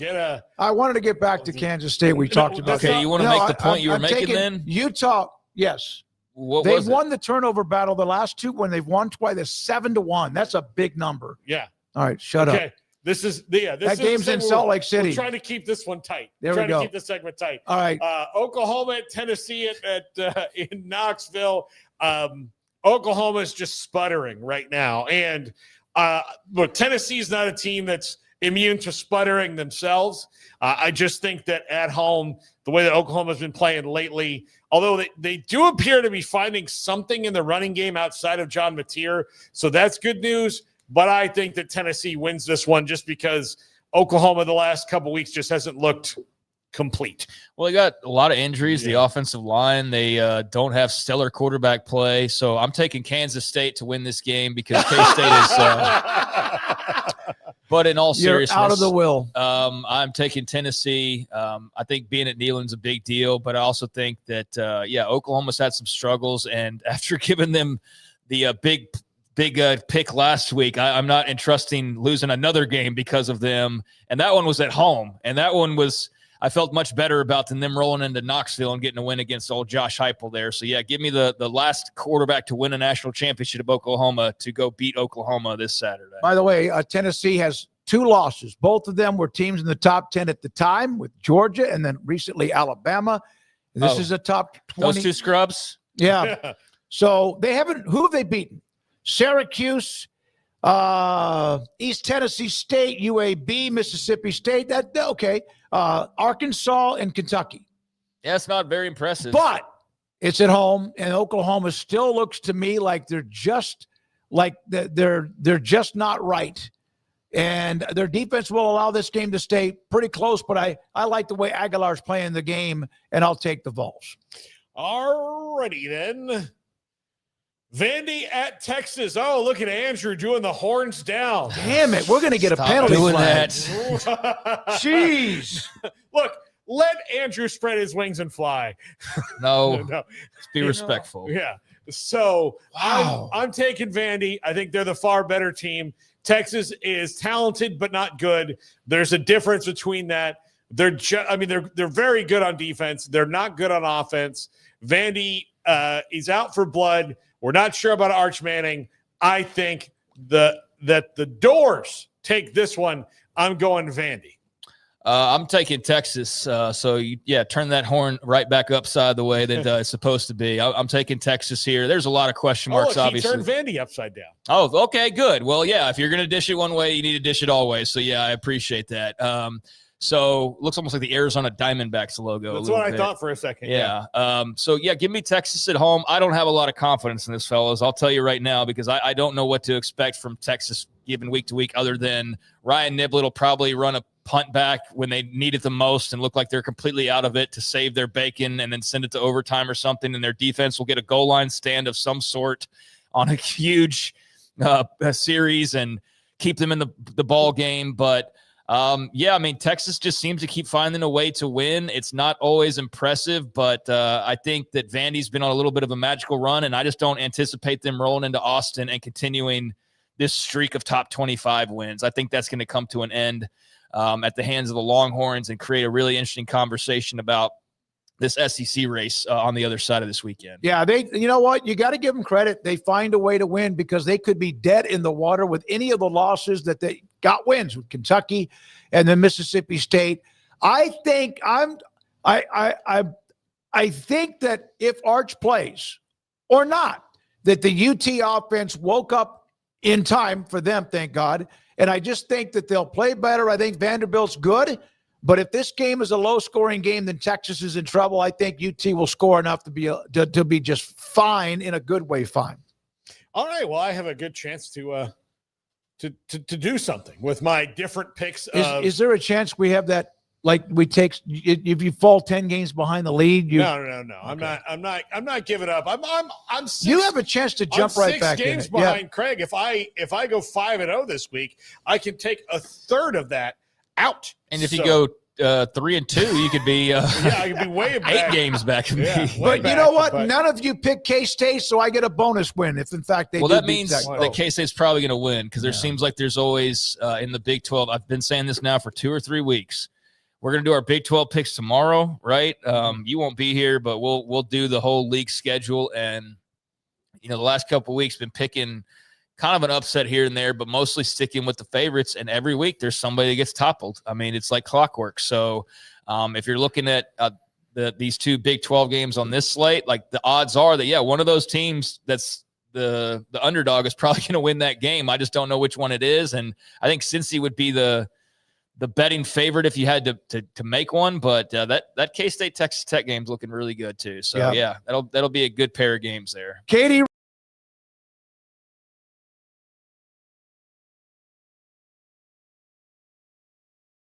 on you, bad young individual. I'm sure there's some Vol fans in there that hate Vanderbilt. That No, that's right. Paxton says Tech 41-20 over K-State. There's a few others. That would be deflating for K-State. If they go and they are just kind of overwhelmed, then I think that pops that bubble that's sort of been getting some air here the last couple of weeks. But maybe that's not what needs to happen. Maybe that needs to kind of get them back to where they really are, as opposed to believing that maybe they're on this really high upward trajectory. So, if they get beat that way, I think that'd really be deflating. But that would be really impressive on Tech's part. Alan, Texas punks Vandy in their first home game in over a month. Kim says Texas shows up, smokes them, and Chris goes, Vandy's Cinderella season comes to an end this weekend. Yeah, I had that feeling too. But, man, if they win this game, then, buddy, I mean. Everybody next Monday, if they happen to win in Austin, leave them alone. Well, no, I mean. Give them credit. Well, you'd have to. It'd be like 3 straight top 25 wins in SEC play. So they're not going to have to even ask for the respect. They'll have it. I think they already do have it. But I think that it's one thing to give them to that and then just believe they're going to win every game the rest of the way.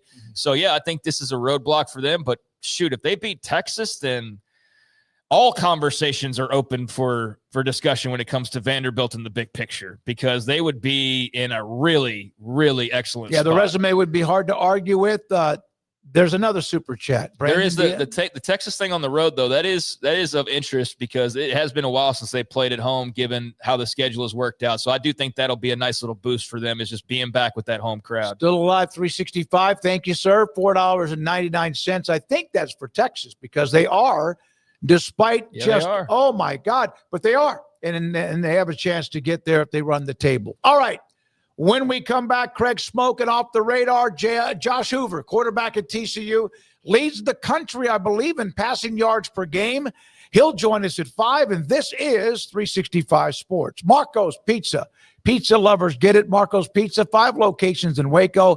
The fastest growing pizza brand in America And that means there's probably one near you. If you have not tried it, you can go online, order, pick it up on the way home, or whenever you want, they'll deliver it to, of course they will, with a beautiful, good-looking pizza, whether you want one that's just like all meat, like my favorite, or you want one that's got a little bit of combination. What do they used to call that when I was delivering pizzas? Deluxe.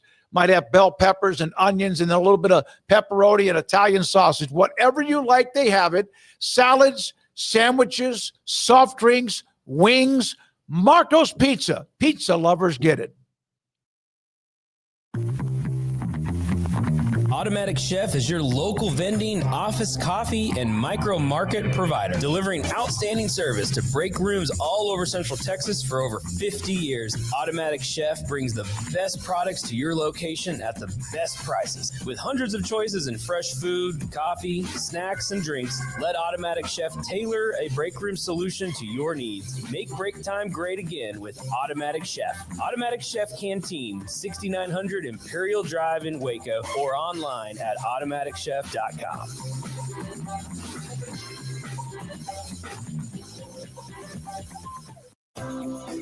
Ideal MRI is a small family business right here in Central Texas. We're open to support you while lowering the cost of healthcare bills. When you need an MRI, ask your doctor for an Ideal MRI. Visit us at idealmri.com or call us at 833-IDEAL-MRI.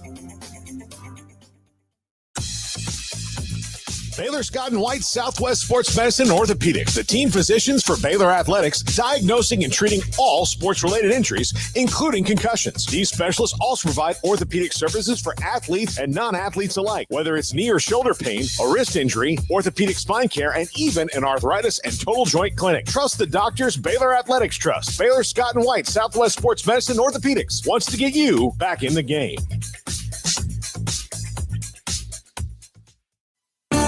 There are 26 letters in the alphabet, over 600,000 words in the dictionary, and just 3 of them said together can change everything. Let's order pizza. Those 3 words lead to dough made from scratch and 3 fresh signature cheeses that blanket golden crust in a heavenly melt on Marco's Pizza that'll blow your mind. So visit marcos.com to order and stop by Marco's Pizza in Belmead, China Spring, Woodway, and in Robinson. Marco's. Pizza lovers get it. With so many companies and policies out there, it gets so confusing shopping for insurance, and I never know if I'm getting the policy that's right for me. Luckily, I met the team at the Niche Group Insurance Agency. With the Niche Group, you can go to one company and get access to coverage options from many insurance carriers, and you get to speak to a real person about your specific coverage needs. With the Niche Group, I know I'm getting the right coverage at the right price. If you need insurance, talk to the experts at the Niche Group at 1-800-258-8302. No car payments for 90 days when you bring your auto loan home to Genco. Get 4.79% for 48 months and make no payments until 2026. Plus, get entered to win 3 months of no car payments. Bring your auto loan home to Genco. Lower your interest rate, save money, and no payments until 2026. Special is subject to credit approval and membership eligibility. Visit GencoFCU.org. Member NCUA. This is Craig Smoak's Off the Radar, presented by Alliance Bank. They take pride in making banking easy. AllianceBankTexas.com. Welcome back into 365 Sports. Got TC quarterback Josh Hoover coming up in about 20 minutes or so. So we got some time here to take a look at a few different things that are going on, and that includes college football, but also last night's World Series, which we'll get to. First things first, though, typically on Thursdays, I try to run down, albeit briefly, the TV ratings from the week prior. And it used to be to where like these ratings would drop, and Sports Media Watch would always have a nice graphic put together. And I've been mentioning this the last couple of weeks because they've just stopped doing it, and they don't do it until this segment's well over. And so I don't have a good clean graphic to show everybody while we're talking about this, unfortunately. And I'm trying to figure out ways to maybe start putting one of our own together so we at least have something to go off of. So I just have to read these. So just listen closely if you care about such a thing. But last week, you had Alabama and South Carolina as the top game on television. The ABC 2:30 kick Central Time, that famous 3:30 Eastern slot. Alabama getting the win over the Gamecocks, $7.8 million for Alabama's win over South Carolina. As man, they really played with a lot of fire there, but ultimately Big Lenore Sellers fumble, and they get the job done. Meanwhile, Texas A&M at LSU, that was on ABC. As a recurring theme this season is SEC on ABC games are pretty much taking the entire podium every week with very few exceptions. But the second most watched game, A&M and LSU, the big Aggies win in Baton Rouge, $6.8 million for Brian Kelly's final game. Number 3 spot, the bronze spot on the podium. SEC on ABC. Ole Miss at Oklahoma, $6.6 million for the Rebels win over the Sooners in Norman. So, yeah, 1, 2, 3, ABC, SEC last weekend. $6.6 million for the third spot, $6.8 for number 2, and $7.8 the top measurement. And I'll get to a couple of others, but that has quickly become the juggernaut partnership of college football broadcast and television ratings. Yeah. The ABC games, look, the presentation's great. It's easy to find everywhere. So that's going to always be like they're going to have it on lock until the other conferences somehow figure out a way to be as popular as the SEC is, which may never happen. Which I don't think that you can feasibly make that happen. It would take going on a run of like 10 out of 15 years winning national championships to even come close. You would come up with like Brett Yormark could go in front of the Big 12 and be like, okay, here's our 15-year plan to overtake the SEC. 1, we get so good and get all the best guys. And then he like flips it over and it's just a question mark on, okay, ideas. Yeah. I mean, how do we do that?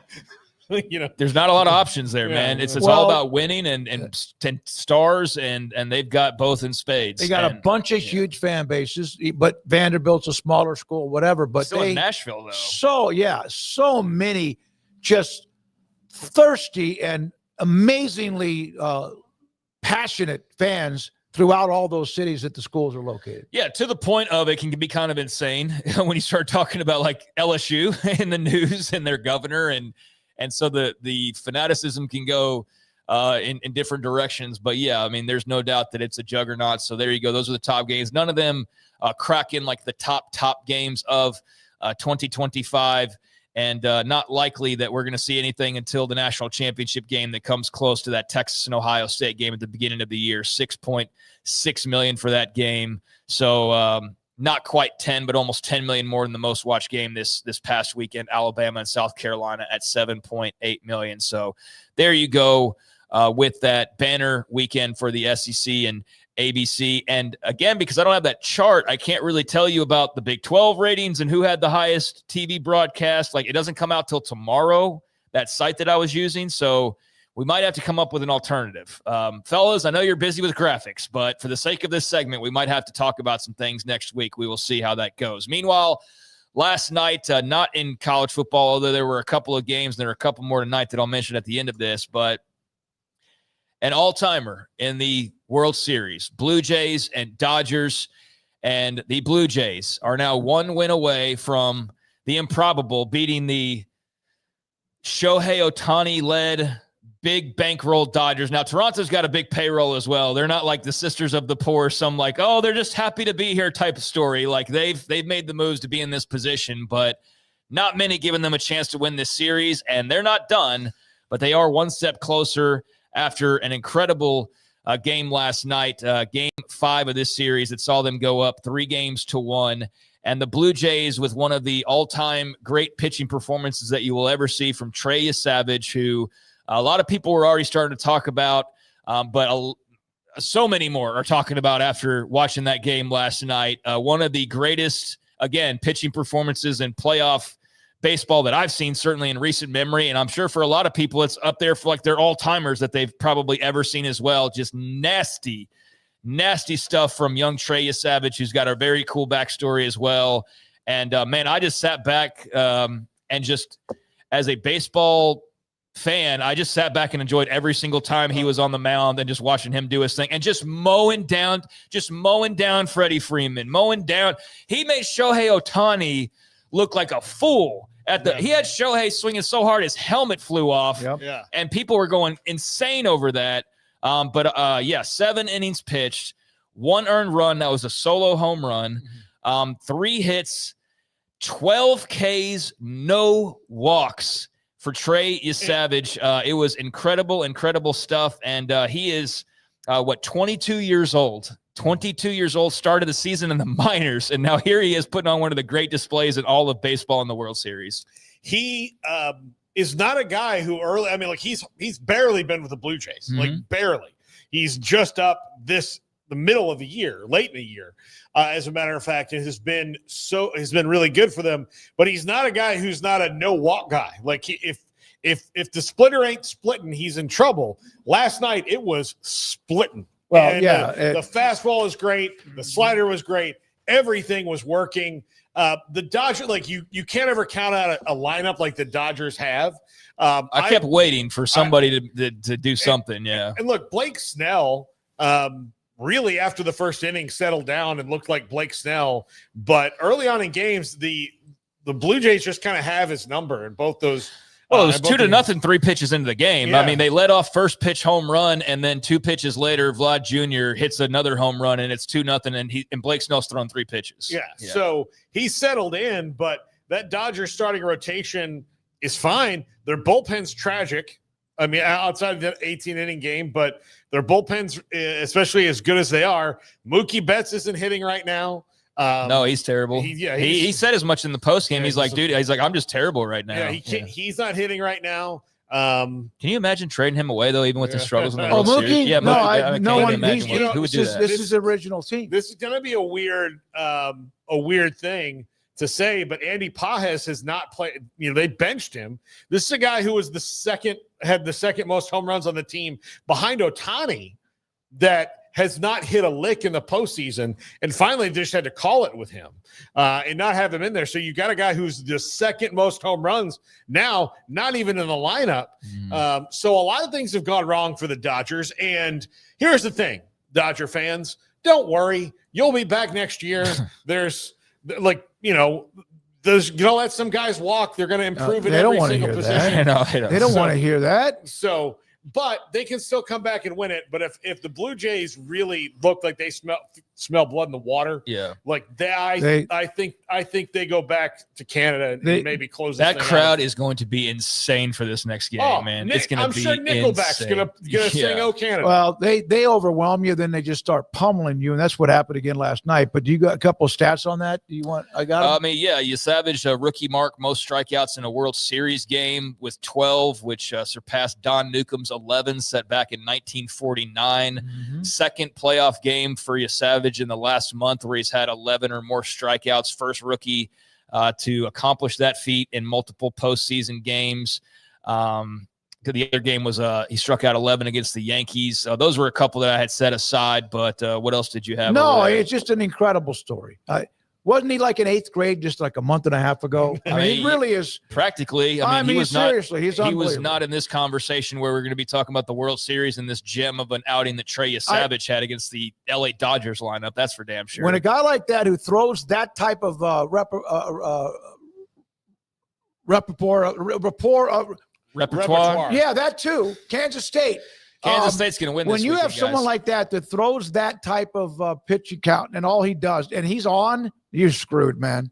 Yeah, unless he hangs one, and he didn't because they couldn't hit it even if he did. Well, that he was K-ing everybody, and that Ohtani K in particular, where Ohtani swung so hard and just whiffed, and his helmet falls off, and he's got to lean down and pick it up. That's one of those like iconic. And the whole time, what made it even better was that Yesavage, just because of like his motion of throwing the pitch and then rolling off the mound and looking up and seeing that Ohtani K'd and just like keeping his motion, right? Like, so it all just happened perfectly to where when a cameraman captured it, he looks like he's just walking off without even looking. Yep. Whereas Ohtani looks like helmets off. Yeah. He's like down on one knee practically. And it's just a really cool ass picture that I would have as my Twitter header if I was Yesavage for the remainder of time. I don't know about this, but I do trust Grayson Ganoush.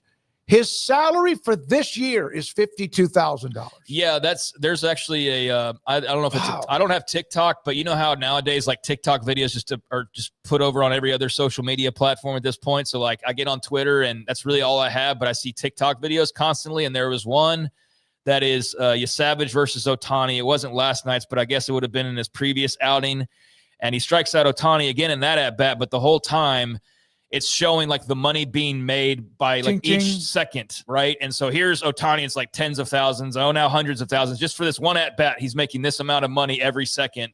And Savage's is like $55, $60 compared to like 60,000, and it just goes side by side. Yeah, it's and then meanwhile he K's his ass, and it's really cool. So yeah, I don't know if that's exactly the details of his contract, but yeah, he's making very little money because none of this was expected, and you can guarantee at 22 years old with the stuff that he has and maybe a World Series champ here pretty soon, he's going to make massive money very soon. He did get a $4.2 million signing bonus. There's that. Yeah, he's eating good. So that definitely helps offset the maybe somewhat paltry salary, I guess. That's great. And he's probably gone through some of that already. But you know what else is great? $700 million.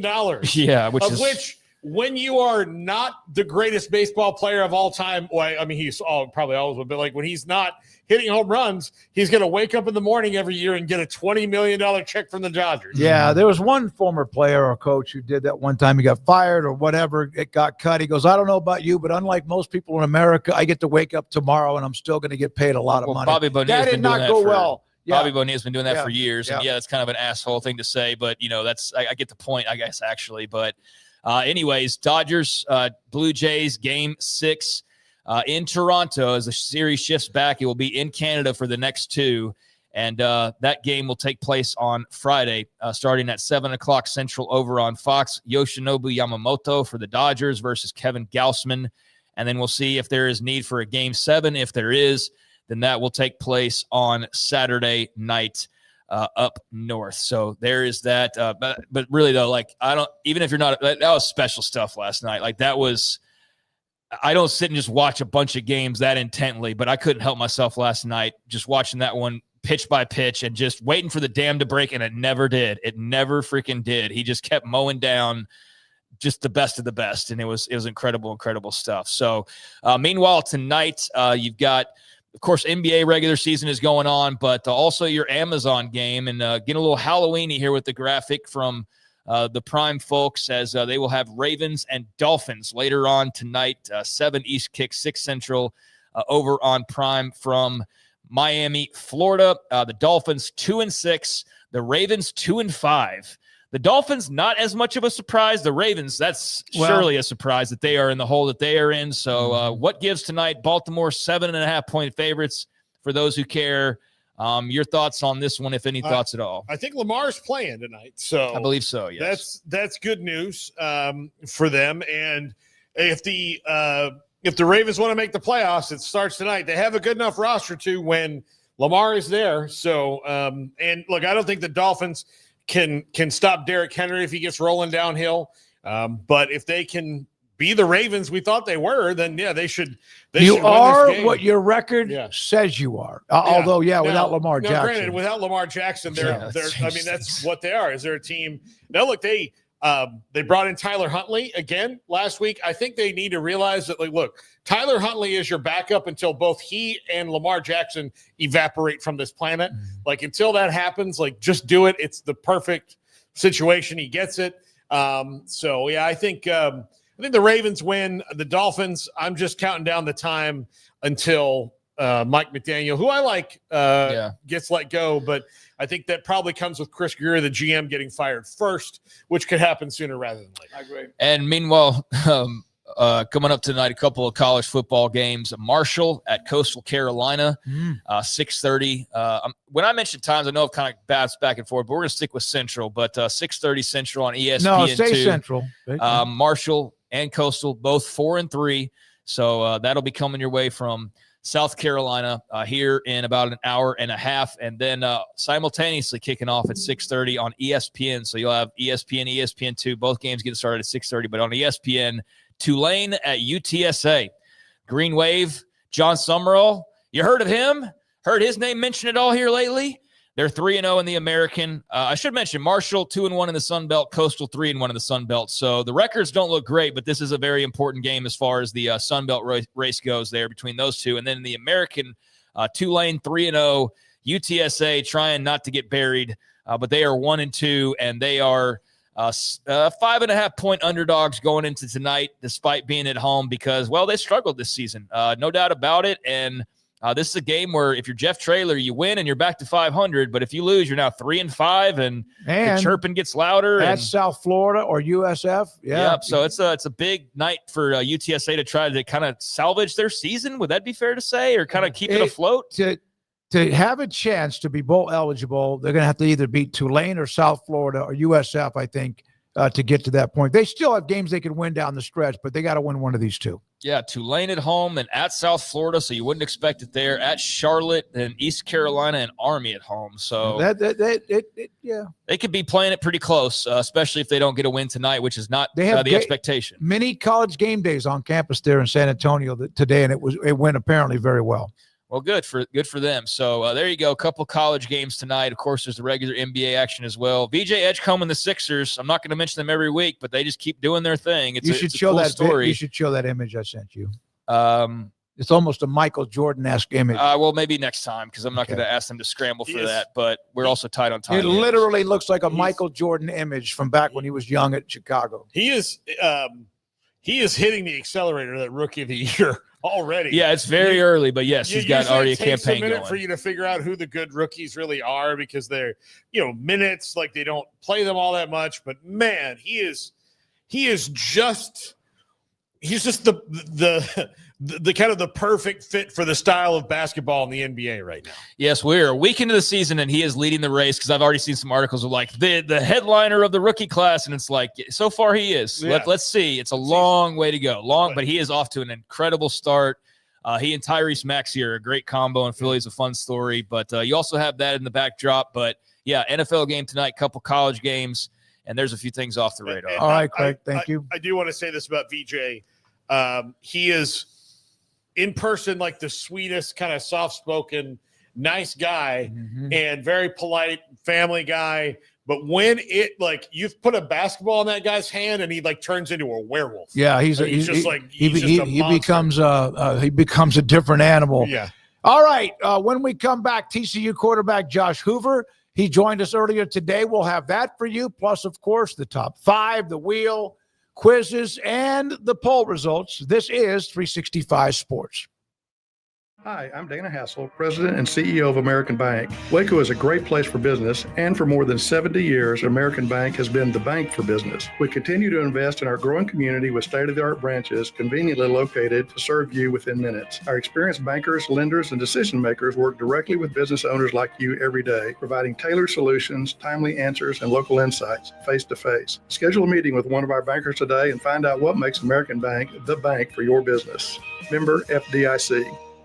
When we moved to Texas, we were like fish out of water. We didn't know anyone in our neighborhood until our Texas Farm Bureau insurance agent came to the house. She was so helpful and reassuring, a friendly face with that Texan hospitality I'd heard about. When we purchased a Texas Farm Bureau insurance policy, we knew we were making the right choice. We knew our family would be protected.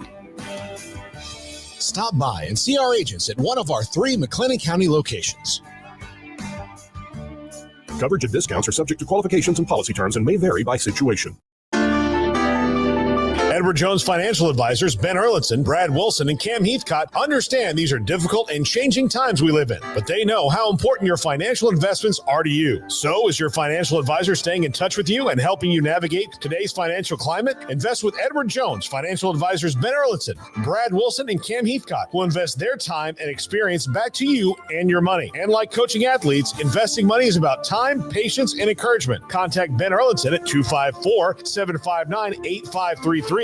Brad Wilson's location at 250 Sharon Drive in Woodway, and Cam Heathcott in Conroe. Edward Jones Financial Advisors, Ben Erlitzen, Brad Wilson, and Cam Heathcott, proud sponsors of 365 Sports. Edward Jones, making sense of investing, member SIPC.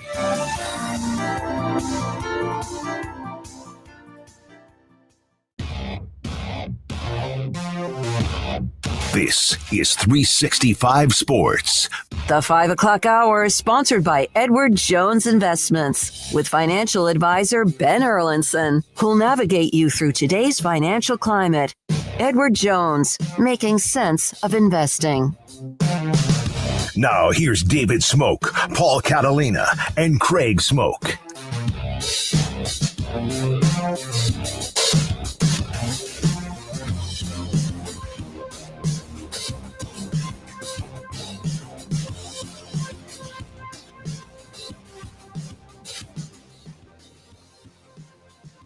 Quarterback Josh Hoover, off week for the Frogs, 6-2 on the year, and 4 really important games. All of them are important coming up as well. Paul Catalina, I'm David Smoak, 365 Sports. Man, it's a grind. We don't play the game, but I'm sure it's a grind. What's it like to have just a little bit of time to just decompress this week, and what's it been like this week? Well, it's come at a really good time. You know, we had some guys get banged up over the last couple of weeks. You know, we played for, I guess, 8 weeks in a row. So it's been great to have some time to just relax and get our bodies feeling good again. I think everybody at this point in the year is a little bit banged up, just kind of how this sport goes. And I think it came at a really good time. And, you know, you kind of mentioned the next 4 games, and we know what's ahead of us. We know what's at stake. We know the opportunity that's in front of us, and we're excited about the challenge. The energy in our building is the best it's been all year, and guys are focused, locked in, and ready to go. So we couldn't be more excited about that opportunity, and we're excited to do it. Josh, you have been in this offense now for almost 4 years. Is it second nature to you now? Like, can you kind of say, like, if I just drew a picture on the board, could you, before I even finish, tell me what you're going to do? Yeah, you know, I think, you know, the beauty in being in Coach Brawl's offense for the last couple of years, it's he's done a great job of doing what fits me and finding ways that make me feel comfortable, and I feel super comfortable with what we do. You know, I try to get to the point before every game to where I can, you know what he's going to call out of every formation and have kind of a list of things going through my head about what might be coming, and sometimes I can guess. So I think just being in the offense, being able to be around the system and just understand what they're trying to do over these last 3 years has really helped me, and I feel super comfortable with what we do. What does it mean? Obviously, wins and losses, what the team does, but there's another list that came out today. You're on it. There's other lists that have been out. You're on it, like every week, and also for the awards at the end of the year. How do you handle those, and what do those mean? Well, I think, you know, I don't really think too much about it. You know, obviously it's a blessing to even be, you know, I guess in the running for something like that. To me, it's a testament to your team, testament to the guys around me. You know, I think anyone who's played this position, they understand that you can't go out there and be successful unless you have guys around you. And you got to have receivers, you got to have offensive linemen, running backs, tight ends, and then you got to have a great defense to put you in good situations and get you the ball back. And so special teams ties into that, field position, and all these things matter when it comes down to those individual awards. And so I think, you know, for me, it's just a testament to our team, our coaching staff, the support we have here in Fort Worth. And there's so many things that pour into that. And I think quarterbacks sometimes, you know, you get a little bit too much credit when things go right, and, you know, you tend to get all the credit when things go wrong too. So it's part of the position. And I think of those awards just kind of a testament to our team and the success we've had. How do you clean up and finish drives in the final stretch of the season? That's been a little bit of a bugaboo for you guys, and you have this really prolific offense. Do you see that you guys are kind of getting close to fixing a couple of those things? I mean, you ran the ball great against Baylor. You know, that was something that was missing in the offense. Do you see those things starting to tighten up a little bit? Yeah, I think, you know, we've had some different scenarios that have kind of kept us from reaching our full potential. And so I think that's always the goal, is reaching your potential as an offense, as a team, and then individually. You know, I think we're all focused on finding ways, like you said, to be a little bit more clean, you know, for 4 quarters. We've had games where we've played really well for 3 quarters, good games haven't really played a game where we've played, you know, solid for 4 quarters. And so I think that's the chase for us, is to go out there and play a 60-minute football game. You know, we played against Baylor, played really well for about 57 minutes, and the last 3 minutes, you know, didn't play our best, and, you know, it almost hurt us. So I think it's important for us to know that. I think we understand that as an offense and as a team. and we're taking the right steps in the right direction. We're continuing to evolve. I think the hard thing that people don't understand is that it's a long grind, and everybody wants you to be at your best, and you expect to be at your best, early in the season. But I think this is where we're going to find our stride these next 4 games, and we have the momentum. We've got 2 in a row, 2 big wins in a row, one on the road against West Virginia. We had guys banged up, just found a way to scrap a win out in a hard place to play. And then I think that momentum's carrying on into this bye week and should help us, just continue to execute, get on the same page, and find ways to get the ball in the end zone. That's the goal. And so I think we're heading in the right direction. I'm excited about the momentum of the team. Your next focus is obviously Iowa State, but down the road, a part of those 4 games are teams that are right above you or right there with you at the top of the Big 12. Do you notice that when you look at that?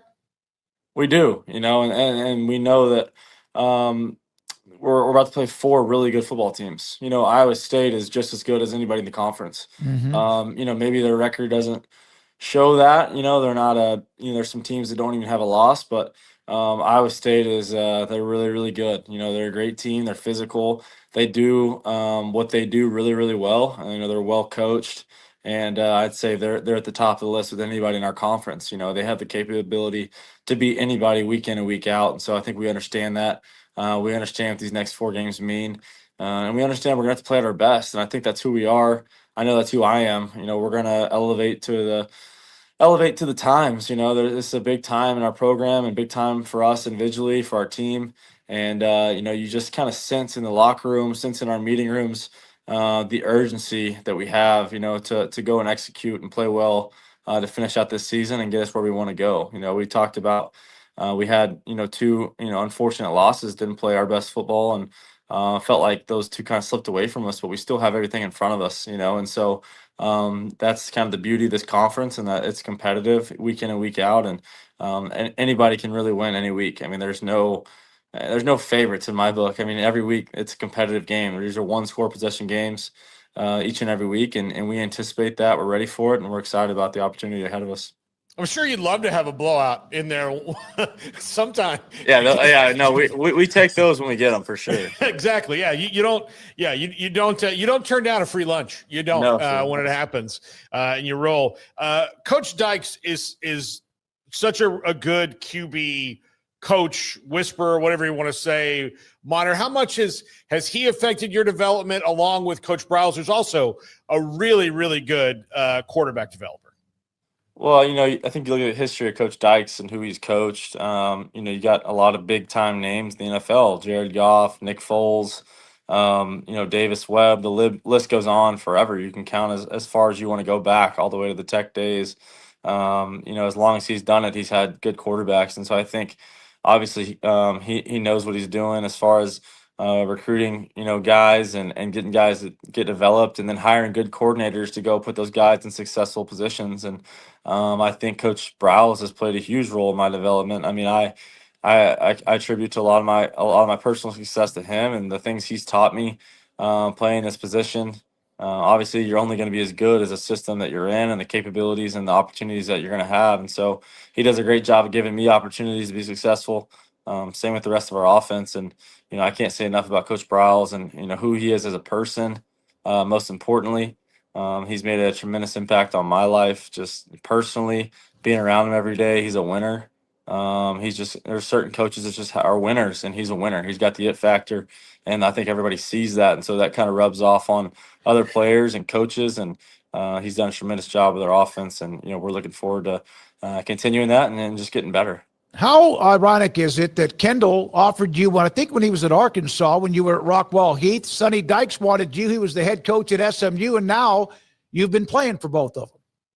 Yeah, it's pretty cool. Looking back on high school, didn't have many offers. Coach Browse offered me pretty early on at Arkansas, and it was kind of a weird time during COVID, and they ended up taking a transfer, so they never really took a quarterback in my class. But, had a little bit of a relationship with him and really liked him. My high school coach, Mike Spradlin, coached with his dad, Art, at Houston, and, there's a long connection there between some of the guys I played for in high school and the Browse tree, and so that's pretty special. And obviously Coach Dykes wanted, they recruited me at SMU, and I really liked SMU. I told him that Actually, whenever he came to TCU, we talked again and ended up deciding to come here. I said, Coach, there was nothing against y'all at SMU. I didn't like the place. I liked you guys and I liked what y'all did on the football field, but I just didn't want to live in Dallas. And now I say that and it's a headline. It looks good for the TCU guys, but Coach Dykes is. I'm so appreciative for the opportunity I've had to play here and for both of them, and it's been cool to see how it all plays out. Couple more questions for Josh Hoover, TCU quarterback. So I talked to Mike Spradlin on the phone earlier today. We've both known him for a very long time since he was at Temple, and of course you mentioned the connection at Houston too. So he told me that he was at Ruidoso playing golf with you and your father, and he just can't say enough about you. However, he talked about your durability, didn't miss practice, pain threshold, all of that. Games against South Lake Carroll when they just were gut-wrenching, but you were there. He then said that one game you were about to play and you just didn't look right. You didn't look like you felt very good. It was in 2021, and you're walking around and you're coughing and you're sneezing and all this, and he kept asking you, how are you doing? And you said, I'm fine. I'll be okay. You played the game, and then next week he goes, how are you feeling? You look great. He goes, that thing with taste and smell, that's overrated. You went through that week and you had COVID, didn't you? Yeah, I mean, now I can say it. Nobody's gonna get mad at me. But then, they probably would have had me exiled to an island or something. But Coach Spradlin was great. I have a great relationship with him. Talk to him all the time, and he played. If anybody's made a difference in my life, from a football perspective, a leadership perspective, I've got to put him at the top of it. He's shown me what it's like to show up to work and be grateful and be excited. And his thing was always win the day, and so I think I'd carried that mindset on into college. And, touching on that game, I was a little bit sick. I think I actually fell asleep in my locker at halftime, Wow. So wasn't feeling good. But, I think just the way that, maybe I'm wired, maybe the way I grew up, my parents, there was always just a mindset of find a way to play. And so whether it be, taping fingers together or taping your foot up because you've got foot drop or, whatever it may be. I remember being a little kid and, being sick and my dad, telling the doctor that you don't need to tell him he's sick. He doesn't know he's sick unless he is. So, it's just all, the way I grew up. And I think Coach Spradlin had that same, frame of mind. And I think we meshed well together because of that. And, I love the way he coached, had that old school, hard, intense mentality, but he was the ultimate player's coach. And definitely, was able to love on players and loved on me. And he was the first person that really told me that I could be a college quarterback. And I think that belief that he instilled in me, has served me well. Yeah, that 28-minute halftime really comes in handy when you got COVID and you need a nap between. I wanted to tell him to let the bands keep playing. Let them keep playing. Hey, do that one again. That was great. Tell them that was awesome. Keep going. They need an encore. Yeah, they need to go even extend it. Your father was a player at Colorado State. He's a businessman, entrepreneur. We know all of that. So he's got that football mentality too, right? Yes, sir. Yeah. He played linebacker, and so he always told us to play quarterback and you can wear a skirt and a red jersey and just have fun at practice. So he played linebacker, and I think that his mentality and, the toughness and finding a way to play and being there for your teammates and, making other people more important than yourself is kind of carried on into, my mindset. And, this is, if people that play this game understand that it's a grind and you're going to have to play hurt, there's a difference between pain and injury. And if you're going to play this sport, you better be good playing with both of them. So that's kind of the way, he always told us. And it's just part of this game. Everybody deals with it. Enjoy the rest of the off week, and good luck starting next week when you go against the Cyclones and then the rest of the schedule. Love watching you play. You're putting up huge numbers, 6-2. Thanks for your time. We appreciate you sharing it with us. Yes, sir. Thank y'all. Y'all take care. Josh Hoover, TCU quarterback, with us. Paul Catalina, David Smoak, 365 Sports. A lot of questions as to where people can find the best supplements. And that's why we have the Swell Score, because we have created this platform where our team of researchers and doctors have come together to bring top-notch quality supplements and information. We make sure that if we are recommending a product, that it hasn't been reviewed by the same company that is producing that product. Now we have a resource that we can do that.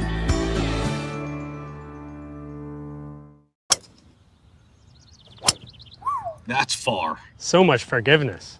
Wait, did you say forgiveness like far? Or forgiveness like forgiveness? Forgiveness. Forgiveness. Forgiveness. I'm hearing far. Forgiveness. Like forgiveness. Forgiveness? Forgiveness. I'm still hearing far, but whatever. Introducing Stealth 2 with more carbon for more forgiveness. Forgiveness. Just hit it. Tailor-made golf.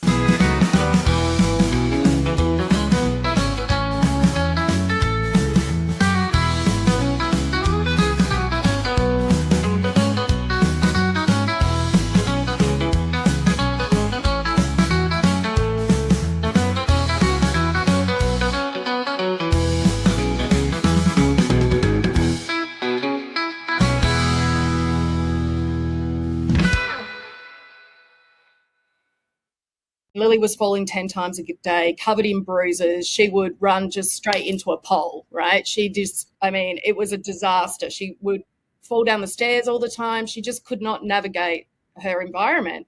8 weeks after starting functional mushrooms, she was assessed developmental age for physical therapy and no longer required that service. Thanks for joining us today. That's a wrap. Peace, love, and mushrooms. Peace, love, and mushrooms. Rashad, you got me. GetUmbo.com. All right. Let's unbox the all-new Walking Pad X21. It is the hottest thing on the fitness market right now. Whew. I like it. I like it a lot. Well done, Walking Pad.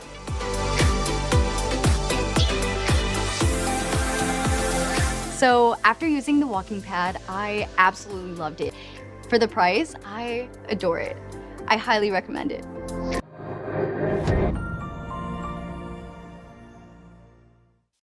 Welcome, guys. You're at the 10th Mountain Whiskey and Spirit Company tasting room here. So we're located in basically central Colorado in the Rocky Mountains. Our 2 flagship whiskeys are our rye whiskey and our bourbon. 10th Mountain Whiskey and Spirit Company, Colorado. This is Paul Catalina's Top 5. Welcome into Paul Catalina's Top 5, brought to you by Flag and Anthem. Go to flagandanthem.com, use our promo code 365sports for a discount at checkout. Okay. Yesterday, I laid out a conspiracy theory that John Gruden would be the next LSU coach. I'm not backing off that until there's someone not named John Gruden as the LSU coach. But I'm going to tell you what have complicated the LSU search and makes it more likely for someone like John Gruden or someone in his stratosphere to wind up as the LSU coach. Brian Daboll, a name I'm going to throw out there as well because of his NFL ties and his ties to the SEC and Nick Saban. Keep all that in the back of your mind while I'm talking about this and why it might not be what people want at LSU. Number 5. The new president has to step into a mess here with football. Before this person has even been hired, they're stepping into a mess. Now, could they have stepped into a mess with Brian Kelly a week from now when they hire him, and then he decides to fire Brian Kelly and fire Scott Woodward and move on? Yeah, that's probably the best thing. So whoever the new president's going to be, they're down to a few candidates. They're going to name one next week. They have to step into a mess where they are not really hiring the football coach. They have an athletic director, which we'll get to in a second, that is nebulous at this point, and a lot of involvement from people who normally are not as directly involved in the hiring of a coach at any level of any athletics. Number 4, there is essentially no AD. What Jeff Landry did yesterday to Scott Woodward was essentially, and I hate to be graphic here, I don't hate to be, but it's true, he castrated him. That's it. He just clipped him right off and carterized it, and that's it. He doesn't have any power in this football search. He's still the athletic director, though, which is weird because he got fired by the governor in essence yesterday, but there's still other sports like basketball is starting now. He's in charge of all that.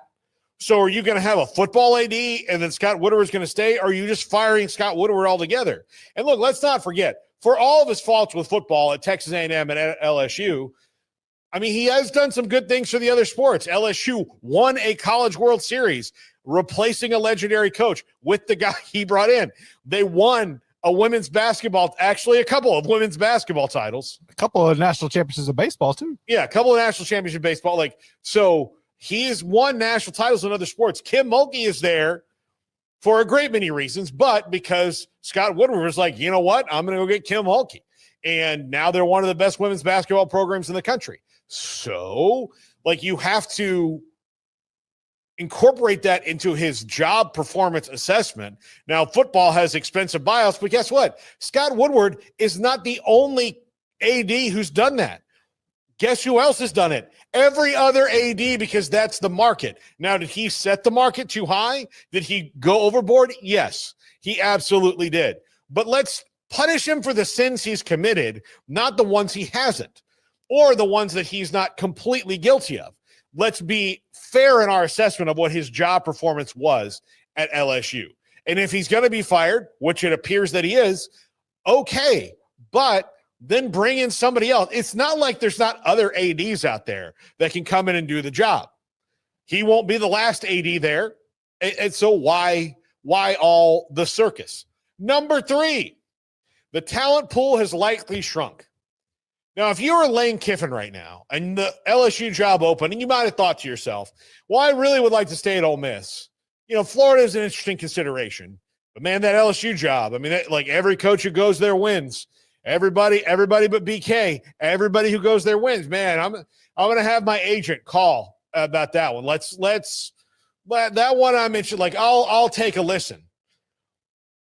Yeah, and look, Lane Kiffin was on Twitter last night and saw that stuff. I know that because Lane Kiffin is on Twitter more than anybody in the world. He loves it. So what do you think he thinks now? If he wanted that job at all, I guarantee you he probably doesn't want it right now. It would take some big convincing because, man, I don't know. I'm not like the governor of Mississippi isn't, pulling strings on me. There's an AD here. There's a president. We already know what our NIL setup is going to be. There's a lot of known here is where LSU has now been thrown into a vast cavern of unknown. Number 2, how qualified is the committee? Now, this is the head of the committee right there who was surprised to hear that all of a sudden this was on his plate yesterday. Imagine that. Which doesn't surprise me given the way that politicians nowadays work through the press conference and not through the necessary channels of getting things done. So who's on this committee? How qualified are they? Are there football people on this committee? How many football people? What football people? From what era do they hail from? Do they understand who's the best in the modern game? Or are they just going to go down a list of, all right, everybody in the room who's heard of this guy, raise your hand. And then the one who wins that vote the most is the guy we go to. Because usually that's what happens with committees. It's kind of how Hollywood studios cast a movie. Like, who's going to be the next Batman? All right, we could go with this guy who you don't know, or everybody's heard of this guy. Let's go with him. Maybe the other guy's not as, maybe he's better for the role. But hey, guess what? Ben Affleck, right? So that's kind of how this feels like to me it's shaping up. And number 1, the governor is involved. Yes, this is a picture of Jeff Landry as a clown, and yes, I did make it. And look, if this offends you, I'm sorry. I am sorry that he's on your team and you may like him. But he has done clown stuff around this football program before. Lest we remember him bringing in his own live tiger from Florida. Omar, the live tiger from Florida. God knows where that poor tiger came from, too, especially if it was from a tiger farm in Florida, and brought it into the Alabama game only for LSU to lose and him to make some smarmy comment about the damn tiger. He went on the news and said the reason they're not winning is because Mike the Tiger is not a real tiger anymore. He's not here. Well, that's not the reason they were losing. It had nothing to do with the damn tiger. It just they weren't very good that year. So this is a guy who really likes to get out in front of microphones and cameras. He loves it. And he really stepped in it yesterday, whether he realizes it or not. Now, he did release a statement saying he will not be the one picking the football coach, but he made it clear that he's going to have an influence on this process from the fact that when they decided to fire Brian Kelly, do you know where that meeting was? It was at the governor's mansion. So he has inserted himself into this process for better or for worse. And believe me, it's for worse. The man is not an athletic director. He's not a university president. He should stick to what he knows. But from what I can tell, that's not really all that much either, because he has time to jump in this thing that he really should have nothing to do with, other than making sure whatever state funds flow into LSU for athletics are properly distributed. That's your job. That's it. It's not your job to run the athletic department, but apparently you have taken that on and essentially fired an AD in the process. This is not good. Now, look, somebody's going to get this job and somebody's going to make a lot of money for it. But he's antagonized the agents as well. There's a lot going on here that has really messed up LSU's chances to get what could be a great coach or somebody who is, in demand with other schools. I mean, I'll just say, say you're John Summerall.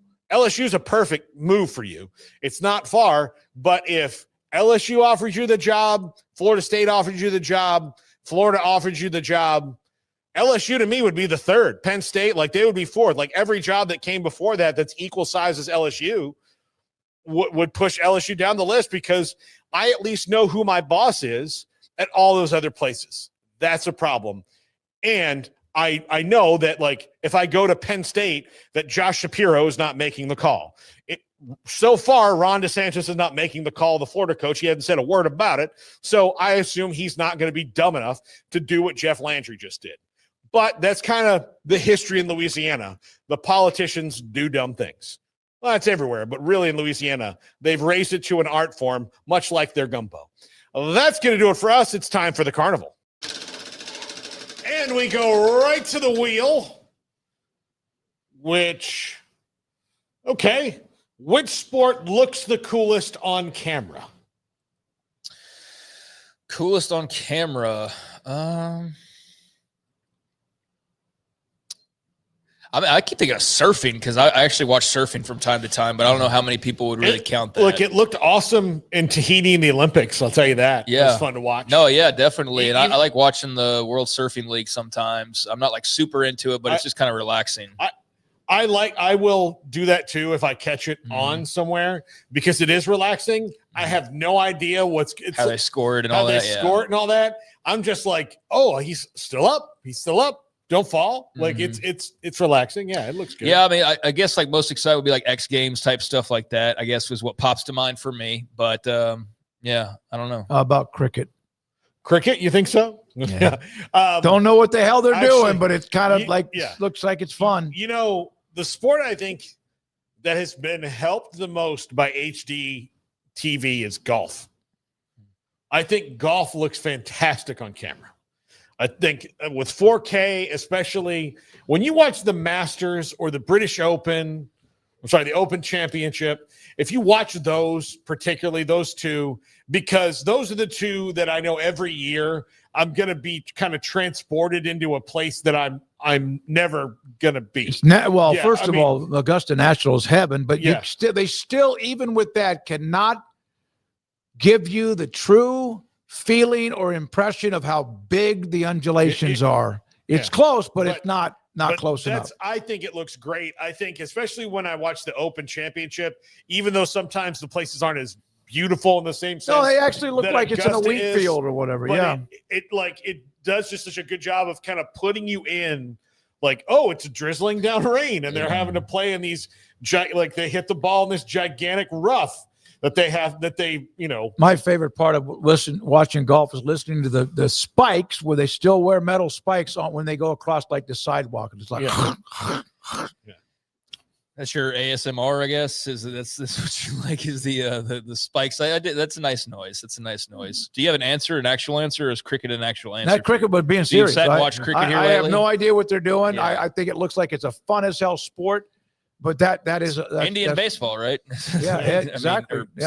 Southeast Asian baseball, or kind of that comparison can be made. I know but one thing, they take it seriously. No, I mean, it's like their favorite sport by far. It's a huge sport. I think as far as like at its peak, I think the pageantry and just the electricity of college football is the best for me, though. Still, like you get an atmosphere like Death Valley last weekend, right? Even though the game didn't turn out to be as great as you hoped for, but just those types of settings when the game's good and everybody's at a fever pitch.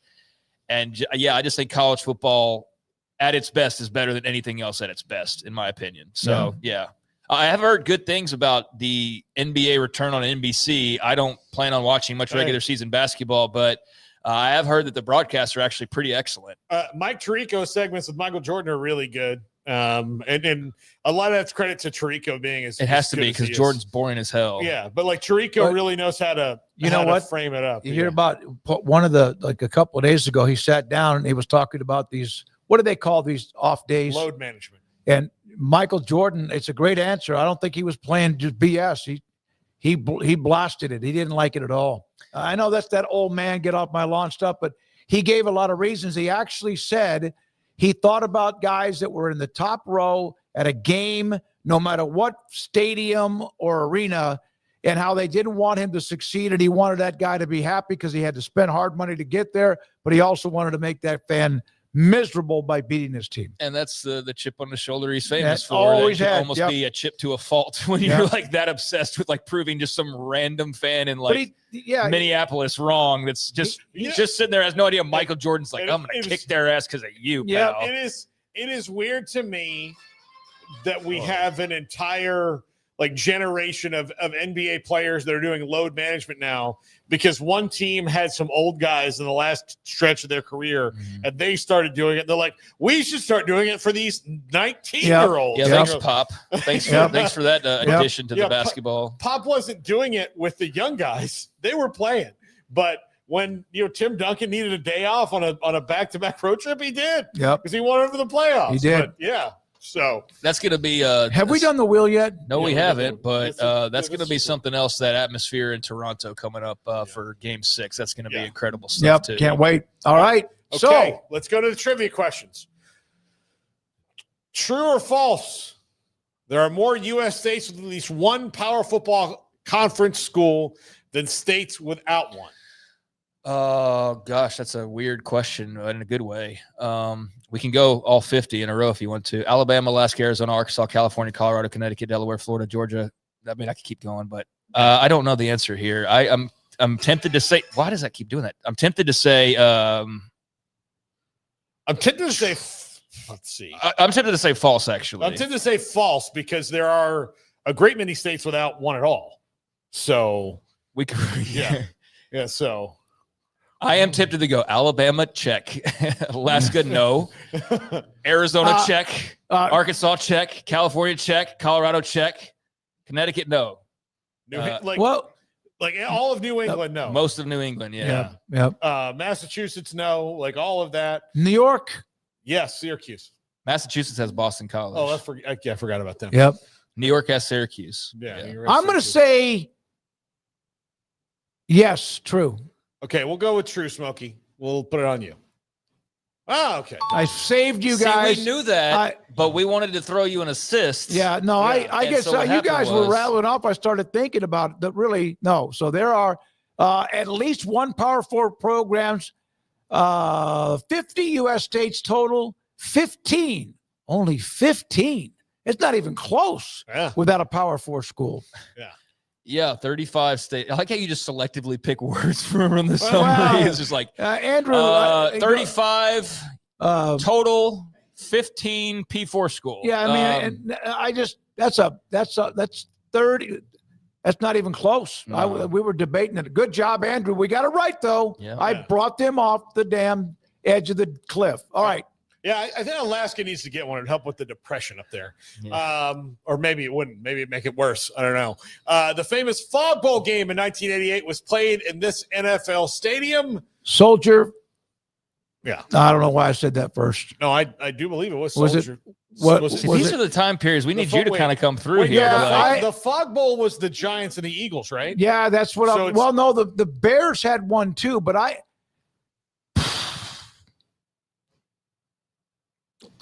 Soldier Field jumped out at me, but you guys can change my mind. Okay. Well, no, then you know what? We're gonna live or die with you today, Smokey. Soldier Field. There we go. All right. I think you guys sometimes mismanage this crazy uncle. Bears and Eagles. Okay, yeah, but you know what? Kansas State's winning this weekend. That's all I know about the things. So there if we you go. missed this earlier in the show. I you don't get the remember it was reference, Soldier but- Field, and the Eagles were in the game, not the Giants. Yeah. So second quarter, visibly was barely 20 yards, visibility 20 yards. Watched on the concourse TV, broadcasters called the game from monitors, and the field was rarely invisible. My God. The field was nearly invisible. Same thing, despite Kansas Fans State. were in the concourse. Outgained Chicago 400 by 100 yards. The Eagles lost 20-12. Final whistle blew. The fog lifted, and it was a surreal game that never happened. Are you serious? Like, God, as if the surreal game never happened. Are you doing a bit? Yeah. Hey, you never know when you could lose your train of You're thought. just randomly skipping over words and then rearranging I got others. the damn answer right. Yeah, you did. So we'll give you that. Andrew, My great gosh. job. I love that. The first part of the test is easy. You say chicken, goat, Yeah. giraffe. That's why my SAT score was not good because I just was too much. All right. Thank you, Andrew. Okay, which middle-of-the-pack Big 12 school is poised for the strongest finish? Ooh, Baylor's did not do well here. No. But Kansas State at the beginning, yeah, they're starting to. Yeah, I think it's fair to split hairs between TCU and Iowa State, and Kansas State's played the best lately of those teams. Yeah, I mean they've. I don't think it's a race that's run in the Olympics, but it's certainly. But after what we said day. to Josh Hoover, with who they have left, of course they have to win those games. They have the really good opportunity to vault near the very top. Yeah, they do. I mean, Baylor's not a real answer here, unfortunately for them. Iowa State, not really an answer right now because they have lost, was it 2 or 3 straight now? 2 straight, I think. But they're on a skid, and I just don't have a lot of hope that they're going to turn around and really run run into a 3-1 or 4-0 necessarily. So yeah, I would go TCU or K-State, but just straight mojo off of the last couple of weeks, it's K-State. They seem like the team that's kind of got a little rocket strapped to them right now. But we'll see this weekend. They're about to have that rocket put somewhere to shine. Potentially. Depending on Texas Tech. Oh man, which stadium? We didn't even get to talk about this. Which stadium is the best long-term home for UCLA in the Big Ten era? The Rose Bowl or SoFi? In case people don't know, the Rose Bowl is preemptively suing UCLA because UCLA is considering finding a way to move their games to SoFi, which is 14 miles closer to campus in order to get more people there. Most of the time, these decisions are silly, but man, I kind of understand that one. So I guess people love the Rose Bowl. It's a beautiful, iconic stadium, but I think a lot of these people don't drive in LA traffic. Yeah, probably not. But I don't know the particulars other than just the back and forth that's now occurring to where there is a possibility they do have to shift to SoFi Stadium. SoFi is closer. It's over by LAX, and UCLA is just north of that in Westwood. Whereas in the Rose Bowl, you got to travel a little further to the east of Los Angeles or northeast of Los Angeles. So, anyways, I think the Rose Bowl and tradition, I still stick with that. I think sometimes it can be a bit overblown, certain topics about the Rose Bowl in particular, but I'd rather maintain that than go to the glossy new NFL stadium. But I'm not a UCLA guy, so maybe their answers are different. I think that they're trying to do something for probably the newer coach that says, sure, that makes sense. Hey, it's hard when you have a mediocre at best football team to tell people, because the traffic in LA is their biggest problem. It's the thing that everybody complains about the most. And so if you can shave an hour off their trip to and from, that is something that can entice maybe people to go.